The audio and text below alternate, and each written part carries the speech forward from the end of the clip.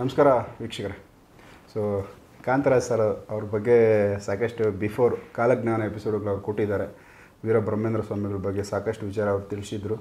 ಮತ್ತಷ್ಟು ಒಂದು ಹೊಸ ವಿಚಾರಗಳು ಅವರು ಕಾಲಜ್ಞಾನದ ಬಗ್ಗೆ ಈಗ ನೆಕ್ಸ್ಟ್ ಎಪಿಸೋಡ್ಗಳಲ್ಲಿ ಮಾತಾಡೋರಿದ್ದಾರೆ.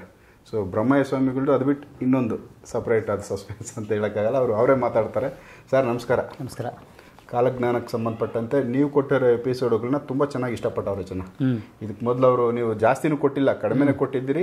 ಅದನ್ನ ಸ್ವಲ್ಪ ಚಕ್ಕವಾಗಿ ಕೊಟ್ಟಿದ್ದೀರಾ. ತುಂಬಾ ವೇಸ್ಟ್ ಆಗಿ ಏನು ಕಂಟೆಂಟ್ ಅದ್ರಲ್ಲಿ ತುಂಬಿಲ್ಲ. ನೀವು ಅವಶ್ಯಕತೆ ಇರೋದು ಏನು ಬೇಕು ಅಷ್ಟನ್ನೇ ನೀಟಾಗಿ ಕೊಟ್ಟಿದ್ದೀರಾ. ಅದು ಇಷ್ಟ ಆಗಿದೆ ಜನಕ್ಕೆ. ಸೊ ಈಗ ಪ್ರೆಸೆಂಟ್ ನೀವು ಕಾಲಜ್ಞಾನ ನೆಕ್ಸ್ಟ್ ಇದು ಸೀಸನ್ 2 ಅಂತ ಅನ್ಕೋಬಹುದು ನಾವು. ಸೊ ಇನ್ನೊಬ್ಬರದು ಸೊ ಶುರು ಮಾಡಿ ಸರ್. ಯಾವ ಕಾಲಜ್ಞಾನ ಇದು ನಮ್ಮ ವೀಕ್ಷಕರಿಗೆ ಅದನ್ನು ತಿಳಿಸ್ಬಿಡ್ತಾ ಶುರು ಮಾಡಿ. ಓಕೆ. ಓಂ ವೀರ ಬ್ರಹ್ಮೇಂದ್ರ ಸ್ವಾಮಿಯೇ ನಮಃ. ನೀಲಾಂಚಲ ನಿವಾಸಾಯ ನಿತ್ಯಾಯ ಪರಮಾತ್ಮನೆ ಬಲಭದ್ರ ಸುಭದ್ರವ್ಯಂ ಜಗನ್ನಾಥಾಯತೇ ನಮಃ. ನೀಲಾಂಚಲ ನಿವಾಸಾಯ ನಿತ್ಯಾಯ ಪರಮಾತ್ಮನೆ ಬಲಭದ್ರ ಸುಭದ್ರಾಭ್ಯಂ ಜಗನ್ನಾಥಾಯತೇ ನಮಃ. ನೀಲಾಂಚಲ ನಿವಾಸಾಯ ನಿತ್ಯಾಯ ಪರಮಾತ್ಮನೆ ಬಲಭದ್ರ ಸುಭದ್ರಾಭ್ಯಂ ಜಗನ್ನಾಥಾಯತೇ ನಮಃ. ಇದು ನಿಮ್ಗೆ ಹೊಸದಾಗಿ ಕಾಣಿಸ್ತಾ ಇದೆ, ಬಟ್ ಇದು ಪೂರಿ ಜಗನ್ನಾಥ ದೇವಸ್ಥಾನದಲ್ಲಿರುವ ಮೂಲ ಕಾಲಜ್ಞಾನ. ಇದು ಅಚ್ಯುತಾನಂದ ದಾಸ್ ಅಂತವರು ಬರೆದಿರೋ ಕಾಲಜ್ಞಾನ. ಇದು ಅಚ್ಯುತಾನಂದ ದಾಸ್ ಅಂತ ಯಾರು, ಹೆಂಗೆ ಬಂದರು, ಏನು ಅನ್ನೋದನ್ನು ನಿಮಗೆ ವಿವರವಾಗಿ ಮುಂದೆ ಹೇಳ್ತೀನಿ. ಇದು ಪೂರಿ ಜಗನ್ನಾಥ ದೇವಸ್ಥಾನ ಭವಿಷ್ಯ ಮಾಲಿಕ ಅಂತ ಬರ್ತಾ ಇದೆ ನೋಡಿ, ಭವಿಷ್ಯವಾಣಿ. ಆ ಕಾಲಜ್ಞಾನದಲ್ಲಿರುವ ಇದಕ್ಕೂ ನಮ್ಮ ವೀರಬ್ರಹ್ಮೇಂದ್ರ ಸ್ವಾಮಿಗೂ ಕಾಲಜ್ಞಾನಕ್ಕೂ ಹೋಲಿಕೆ ಇದೆಯಾ ಇಲ್ಲವ ಅನ್ನೋದು ನಾವು ಇದರಲ್ಲಿ ಸಿಗುತ್ತೆ. ಬಟ್ ಆಲ್ಮೋಸ್ಟ್ ಹೋಲಿಕೆ ಇದೆ, ಟೋಟಲ್ ಹೋಲಿಕೆ ಇದೆ. ಅದರಲ್ಲಿ ಏನಿದೆ ಅನ್ನೋದು ಈ ಪುಸ್ತಕದಲ್ಲಿ ನಮಗೀಗ ರಿಲೀಸ್ ಆಗಿದೆ. ಇದು ಬಂದುಬಿಟ್ಟು ಒರಿಯಾ ಭಾಷೆಯಲ್ಲಿ ಇದ್ದಿದ್ದು. ಇದನ್ನು ಫಸ್ಟು ಕಾಶಿನಾಥ್ ಮಿಶ್ರಾ ಅಂತ ಅವರು ಅದನ್ನು ಹಿಂದಿಗೆ ಟ್ರಾನ್ಸ್ಲೇಷನ್ ಮಾಡಿ, ಆಮೇಲೆ ಇಂಗ್ಲೀಷ್ ಮಾಡಿ, ಆಮೇಲೆ ಈಗ ಕನ್ನಡಕ್ಕೆ ಇದನ್ನು ರಿಲೀಸ್ ಮಾಡಿದ್ದಾರೆ. ಭವಿಷ್ಯ ಮಾಲಿಕ ಪುರಾಣ 2032 ಸತ್ಯಯುಗ ಪ್ರಾರಂಭ ಅಂತ ಹೆಡ್ಲೈನಲ್ಲಿ ಕೊಟ್ಟಿದ್ದಾರೆ ಇದನ್ನ ಪೂರ್ತಿಯಾಗಿ. ಇದು ಫಸ್ಟ್ ಪಾರ್ಟ್. ಇದು ಇನ್ನು second part next month release ಆಗುತ್ತೆ ಹೇಳ್ತಿದ್ದಾರೆ. ಇದು ಫಸ್ಟ್ ಪಾರ್ಟ್ ಏನಿದೆ ಅನ್ನೋದು ನಿಮಗೆಲ್ಲ ತಿಳಿಸ್ತೀನಿ. ಬಟ್ ಈ ಕಾಲಜ್ಞಾನ ಇದಕ್ಕೂ ಅದಕ್ಕೆ ಹೋಲಿಕೆ ಇದೆಯಾ ಇಲ್ಲ ಅನ್ನೋದು ನಾವೀಗ ತಿಳ್ಕೊಳ್ಳೋಣ ಇದರಲ್ಲಿ. ಈಗ ವೀರಬ್ರಹ್ಮೇಂದ್ರ ಸ್ವಾಮಿ ಕಾಲಜ್ಞಾನದಲ್ಲಿ ಏನು ಬರೆದಿರೋದು, ಇವ್ರು ಬರೆದ ಕಾಲಜ್ಞಾನ ಬಂದ್ಬಿಟ್ಟು 600 ವರ್ಷ ಹಿಂದ್ಗಡೆ 1485 ಆ ಟೈಮಲ್ಲಿ ಬರೆದಿರೋ ಕಾಲಜ್ಞಾನ ಇದು. ಆಮೇಲೆ ವೀರಬ್ರಹ್ಮೇಂದ್ರ ಸ್ವಾಮಿ ಕಾಲಜ್ಞಾನ ಬರೆದಿರೋದು ನಮಗಿದ. ಈಗ ಕಾಲಜ್ಞಾನದಲ್ಲಿ ಬರೆದಿರೋ ಪ್ರಕಾರ ನಮಗೆ ಜಗನ್ನಾಥ ಟೆಂಪಲ್ನಲ್ಲಿ ಏನಿದೆ ಅನ್ನೋದನ್ನು ಫಸ್ಟ್ ವಿವರವಾಗಿ ಸ್ವಲ್ಪ ಹೇಳ್ತೀನಿ, ಆಮೇಲೆ ಬುಕ್ನಲ್ಲಿ ಹೇಳ್ತೀನಿ ಪೂರ್ತಿಯಾಗಿ. ಈಗ 1990 ಡೇಟ್ ಕೊಟ್ಟಿದ್ರಲ್ಲಿ ಒಂದು ಕಲ್ಲು ಬಿತ್ತದು. ಆ ಕಲ್ಲು ನಾವು ಕೂಡ ಪೇಪರ್ನಲ್ಲಿ ನೋಡಿದ್ದೀವಿ. ಒಂದು ಪೂರಿ ಜಗನ್ನಾಥ ದೇವಸ್ಥಾನದಲ್ಲಿ ಕಲ್ಲು ಬಿದ್ದಿದೆ ಅಂತ ಹೇಳ್ಬಿಟ್ಟು. ಬಟ್ ಏನಕ್ಕೆ ಅಷ್ಟೇ ಗೊತ್ತಿದ್ದು ನಮ್ಗೆ, ಬೇರೆ ಏನೂ ಅದ್ರ ಬಗ್ಗೆ ವಿಚಾರ ಸಿಕ್ಕಲಿಲ್ಲ. ಬಟ್ ಈಗ ಅದನ್ನ ಭವಿಷ್ಯ ಮಾಲಿಕದಲ್ಲಿ 600 ವರ್ಷ ಕೆಳಗೆ ಬರೆದಿದ್ದಾರೆ. ಯಾವತ್ತು ಕಲ್ಕಿ ಅವತಾರ ಬರುತ್ತೆ ಅನ್ನೋದನ್ನ ಕೂಡ ಪೂರ್ತಿ ಇದರ ಬುಕ್ನಲ್ಲಿ ಇದೆ. ಕಲ್ಕಿ ಅವತಾರ ಬರಬೇಕು ಅಂದರೆ ಪೂರಿ ಜಗನ್ನಾಥ ದೇವಸ್ಥಾನದಲ್ಲಿ ಒಂದು ಕಲ್ಲು ಬೀಳಬೇಕು. ಅದಕ್ಕೆ 1990 ಬಿದ್ದಿದೆ ಕಲ್ಲು. ಅದು 1000 kg, 1 ಟನ್ ಅಂತ ಹೇಳಿದ್ದಾರೆ. ಟನ್ kg ಎಲ್ಲಿಂದ ಬಿತ್ತು ಅನ್ನೋದು ಇಷ್ಟವರೆಗೂ ಯಾರಿಗೂ ಅದಕ್ಕೆ ಪತ್ತೆ ಇಲ್ಲ. ಅದು ಹೆಂಗೆ ಬಿತ್ತು ಅನ್ನೋದು ಯಾರಿಗೇನು ಅರಿವೇ ಇಲ್ಲ ಇವತ್ತಿನವರೆಗೂ. ಅದು ಹಂಗೆ ಸಸ್ಪೆನ್ಸ್ ಆಗಿಬಿಟ್ಟಿದೆ. ಯಾವತ್ತು ಕಾಲಜ್ಞಾನ ಇವರು ಮಹಾವಿಷ್ಣು, ಪೂರಿ ಜಗನ್ನಾಥ ದೇವಸ್ಥಾನದಲ್ಲಿರೋ ದೇವರು ಮಹಾವಿಷ್ಣುನೇ, ಯಾರೂ ಇಲ್ಲ. ಜಗನ್ನಾಥ, ಬಲಭದ್ರ, ಸುಭದ್ರ ಇವರು ಅಪ್ಪಣೆ ಅಂತೆ. ಯಾವತ್ತು ಬರುತ್ತೆ ಅನ್ನೋದು ಇವರೇ ಬಾಯಿಂದ ಹೇಳಿದ್ದಾರೆ ಜಗನ್ನಾಥ ಟೆಂಪಲ್, ಜಗನ್ನಾಥ ಸ್ವಾಮಿಗಳು. ಪೂರಿ ಜಗನ್ನಾಥ ದೇವಸ್ಥಾನ ಕಲ್ಲು ಯಾವತ್ತು ಬೀಳುತ್ತೋ ಆವತ್ತು ನೀಲಾಂಚಲನನ್ನು ನಾನು ತೊರೆಯುತ್ತೀನಿ, ಮಾನವ ರೂಪವನ್ನು ತಾಳ್ತೀನಿ, ಕಲ್ಕಿ ಅವತಾರ ತಾಳ್ತೀನಿ ಅಂತ ಇವರು ಮಹಾವಿಷ್ಣು ಹೇಳೋದು. ಅಂದರೆ ಈಗ ನೀಲಾಂಚಲ ಅಂದರೆ ಈ ಫಸ್ಟ್ ನಾನು ಹೇಳಿದೆ ನನಗೆ, ನೀಲಾಂಚಲ ನಿವಾಸ ನಿತ್ಯಾಯ ಪರಮಾತ್ಮ ಅಂತ. ನೀಲಾಂಚಲ ಅಂದರೆ ಪುರಿ ಜಗನ್ನಾಥ ದೇವಸ್ಥಾನ ಒಂದು ಸ್ಥಾನ, ಅದನ್ನು ತೊರಿತೀನಿ ಅಂತ ಹೇಳಿದ್ದಾರೆ. 1990 ಕಲ್ಲು ಬಿದ್ದಾಗ ಅದನ್ನು ತೊರೆದುಬಿಟ್ಟು ಮಾನವ ರೂಪ ತಾಳ್ತೀನಿ ಅಂತ ಹೇಳಿದಾಗ ನಮಗೆ ಒಂದು ಆಶ್ಚರ್ಯಕರವಾದ ಸಂಗತಿ ನಮ್ಮ ಮಾಡಿದಕ್ಕೆ ಎಪಿಸೋಡ್ಗೆ ಅದಕ್ಕೆ ಹೋಲಿಕೆ ಆಗಿದೆ. ಈಗ ಇದ್ರ ಕಾಲಜ್ಞಾನ ವೀರಬ್ರಹ್ಮೇಂದ್ರ ಸ್ವಾಮಿ ಕಾಲಜ್ಞಾನ ಏನಿದೆ ವಚನ ಕಾಲಜ್ಞಾನದಲ್ಲಿ, ಆಂಗೀರಸ ನಾಮ ಸಂವತ್ಸರೆ ಮಧುಮಾಸೆ ಅಂತ ನಿಮ್ಗೆ ಹೇಳಿದ್ದೀನಿ ಲಾಸ್ಟ್ ಎಪಿಸೋಡ್ನಲ್ಲಿ. 1993 ವೀರಬ್ರಹ್ಮೇಂದ್ರ ಸ್ವಾಮಿಗಳು ವೀರ ಭೋಗ ವಸಂತರಾಯನಾಗಿ ಜನ್ಮ ತಾಳ್ತೀರಿ ಅಂತ ಈ ಬುಕ್ನಲ್ಲಿ ಇದೆ. ಅದು ನಾವು ಆಗಲೇ ಮಾಡಿದ್ದೀವಿ. ಇದಕ್ಕೆ ಹೋಲಿಕೆ ಆದಂಗೆ 1990 ಯಾವಾಗ ಕಲ್ಲು ಬಿತ್ತೋ ಆಮೇಲೆ ಜನ್ಮ ತಾಳ್ತೀನಿ ಅದಕ್ಕೋಸ್ಕರ ಸರಿ ಹೋಗಿದೆ. ಇದಕ್ಕೆ 3 ವರ್ಷ ಗ್ಯಾಪ್ ಬಿದ್ದ ತಕ್ಷಣ ಇವರು ಇದರಲ್ಲಿ ಉದಯವಾಗಿದ್ದಾರೆ. ಅದೇ ಥರ ಅಲ್ಲಿ ಕೆಲವು ಅಪಶಕುನಗಳು ನಡೀತೆ ಅಂತ ಹೇಳಿದಾರೆ. ಎಲ್ಲಿ ಪೂರಿ ಜಗನ್ನಾಥ ದೇವಸ್ಥಾನದಲ್ಲಿ ಅಲ್ಲಿ ಅರುಣ ಕಂಬ ಅಂತಿದೆ. ಅದು ಸೂರ್ಯನ ಒಂದು ರಥಸಾರಥಿಯ ಸ್ತಂಭದ ಮೇಲೆ ಒಂದು ಹದ್ದು ಅಲ್ಲ ಗರುಡ ಪಕ್ಷಿ ಕೂತ್ಕೋಬೇಕಂತೆ. ಕೂತ್ಕೊಂಡಾಗ ಅದೇನಾಗುತ್ತೆ, ಕಲಿಯುಗ ಅಂತ್ಯಕ್ಕೆ ಕಾರಣವಾಗುತ್ತೆ. ಕಲಿಯುಗವು ಸ್ಟಾಪ್ ಆಗಿ ಸತ್ಯಯುಗ ಧರ್ಮಕ್ಕೆ ಮುಂದಕ್ಕೆ ಹೋಗುತ್ತದೆ. ಸೊ ಅದು ಸ್ಟಾರ್ಟಿಂಗ್ ಸ್ಟೇಜ್ ಅದು. ಅದು ಕಲ್ಲು ಬಿದ್ದ ಮೇಲೆ ಆಗಿದೆ. ಕಲ್ಲು ಬಿದ್ದಿನ ದಿನನೇ ಅಲ್ಲಿ ಕರ್ಣಸ್ತಂಭದಲ್ಲಿ ಗರುಡ ಪಕ್ಷಿ ಕೂತಿದೆ. ಇದು ಪುಸ್ತಕದಲ್ಲಿ ಇದೆ. ಆಮೇಲೆ ಆ ಒಂದು ಅಲ್ಲಿ ಜಗನ್ನಾಥ ದೇವಸ್ಥಾನ ಬಿಟ್ಟ ಮೇಲೆ ಜಗನ್ನಾಥರು ಏನು ಮಾಡಿದಾರೆ ಅಂದರೆ 1989 ಬಿಟ್ಟಾಗ ಆ ಸ್ಥಾನವನ್ನು ಬಲಭದ್ರಂಗೆ ವಹಿಸಿದ್ದಾರೆ, ನೀವು ನೋಡ್ಕೋಬೇಕಂತ ಅಂತ. ಇನ್ನು ಅಲ್ಲಿ ಅನ್ಯಾಯ ಜಾಸ್ತಿ ಆಗುತ್ತೆ ಅಂತ ಹೇಳ್ಬಿಟ್ಟಿದ್ದಾರೆ ಅವರು, ಯಾರು ಜಗನ್ನಾಥ ಸ್ವಾಮಿಗಳು. ಅನ್ಯಾಯ ಯಾವಾಗ ಶುರುವಾಯಿತು, 1919 ಮೇಲೆ ಶುರುವಾಯ್ತು ಅಲ್ಲಿ. ಈಗ ಅಲ್ಲಿ ಎಲ್ಲ same as it is business ಥರ ಆಗ್ಬಿಟ್ಟಿದೆ. ಅಲ್ಲೂ ದೇವಸ್ಥಾನಗಳು ಅದೇ ಥರ ಬಿಸ್ನೆಸ್ ಆಗ್ತಾ ಹೋಗ್ತಾ ಇದೆ. ಅಲ್ಲಿ ಅನ್ಯಾಯಗಳು ಅಕ್ರಮಗಳು ತುಂಬ ನಡ್ಕೊಂಡು ಹೋಗ್ತಾ ಇದ್ದಾವೆ ಅಲ್ಲಿ ಜಗನ್ನಾಥ ದೇವಸ್ಥಾನಗಳು. ಅದಕ್ಕೆ ಅವ್ರು ಹೇಳೋದು, ನಾನು ಬಿಟ್ಟ ತಕ್ಷಣ ಇವೆಲ್ಲ ಶುರುವಾಗುತ್ತೆ, ನಾನೇನು ಕಲಿಕಾತವ್ರನ್ನ ತಾಳಿ ನಾನು ದುಷ್ಟರನ್ನು ಶಿಕ್ಷಣ ಮಾಡಿ ಧರ್ಮ ಸಂಸ್ಥಾಪನೆ ಮಾಡಬೇಕು ಅಂತ ಈಗ ಅವರು ಕಲಿಕಾತವ್ರನ್ನು ತಾಳಿದ್ದಾರೆ. ಈ ಪುಸ್ತಕದಲ್ಲಿ ಇರೋದು ಅದನ್ನ. ಅದರಲ್ಲಿ ಇನ್ನೂ ಹೇಳಿದ್ದಾರೆ, ಪೂರಿ ಜಗನ್ನಾಥ ದೇವಸ್ಥಾನದಲ್ಲಿ ಅವ್ರೇನಪ್ಪ ಅಂದ್ರೆ ಒಂದು ವಿಶೇಷ ಇದೆ. ಅಲ್ಲಿ ಒಂದು ಚಕ್ರ ಇದೆ ಮೇಲ್ಗಡೆ, ಪೂರಿ ಜಗನ್ನಾಥ ದೇವಸ್ಥಾನ ಅದು ಬೆಂಡ್ ಆಗುತ್ತೆ ಅಂತ ಹೇಳಿದ್ದಾರೆ. ಅದು ಬೆಂಡ್ ಆಗಿದೆ, ಆಗಲಿದ್ದು ಆಗಿ ಅದು ಸೂಚನೆ ಕೊಟ್ಬಿಟ್ಟಿದ್ದಾರೆ. ಆಮೇಲೆ ಅಲ್ಲಿ ಅನ್ಯಾಯ ಅಕ್ರಮ ವಿಪರೀತವಾಗುತ್ತೆ ಅಂತ ಹೇಳಿದ್ದಾರೆ. ಅಲ್ಲಿ ಕೂಡ ಸಕ್ರಮ ಆಗುತ್ತಿದೆ. ಆಮೇಲೆ ಜಗನ್ನಾಥ ದೇವಸ್ಥಾನ ಸಹ ನೀರಿನಲ್ಲಿ ಮುಳುಗುತ್ತಂತೆ. ಇದರಲ್ಲಿ ಪುಸ್ತಕದಲ್ಲಿರೋದು, ನಾವು ಹೇಳ್ತಿರೋದ್ರೆ ಎಲ್ಲ ಭವಿಷ್ಯ ಮಾಲಿಕೆ ಏನಿದೆಯೋ ಅದನ್ನೇ ನಾವು ಹೇಳ್ತಾ ಇದ್ದೀವಿ. ಪೂರಿ ಜಗನ್ನಾಥ ದೇವಸ್ಥಾನ ಸಹ ನೀರು ಸಮುದ್ರದಲ್ಲಿ ಮುಳುಗೋಗುತ್ತೆ. ಅಂದರೆ ನಮ್ಮ ಕಾಲಜ್ಞಾನದ ಪ್ರಕಾರ, ಬ್ರಹ್ಮೇಂದ್ರ ಸ್ವಾಮಿ ಕಾಲಜ್ಞಾನ ಪ್ರಕಾರ 40 ಕಿಲೋಮೀಟ್ರ್ ಒಳಗೆ ಬರುತ್ತೆ ಅಂತ ಸಮುದ್ರ ಅಂತ ಹೇಳಿದ್ದೀವಿ ನಾವು ನಿಮಗೆ.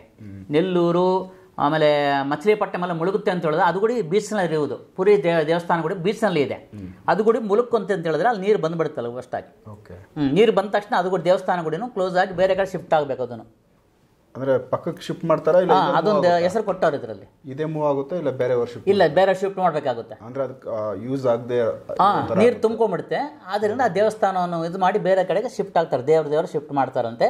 ಈ ಪುಸ್ತಕದಲ್ಲಿ ಅದನ್ನು ಕೊಟ್ಟಿದ್ದಾರೆ ಆ ಥರ. ಈಗ ಹೆಂಗೆ ಹೇಳಿದಾರೆ ದೇವಸ್ಥಾನ, ನಾವೇನೇನು ಎಕ್ಸ್ಪೆಕ್ಟ್ ಮಾಡಿದ್ವು 3 years ಬ್ಯಾಕ್, ಅದೇ ಥರ ಪ್ರಳಯಗಳು ನಡೀತಾ ಇದೆ ನೋಡ್ಕೊಳ್ಳಿ ನೀವು.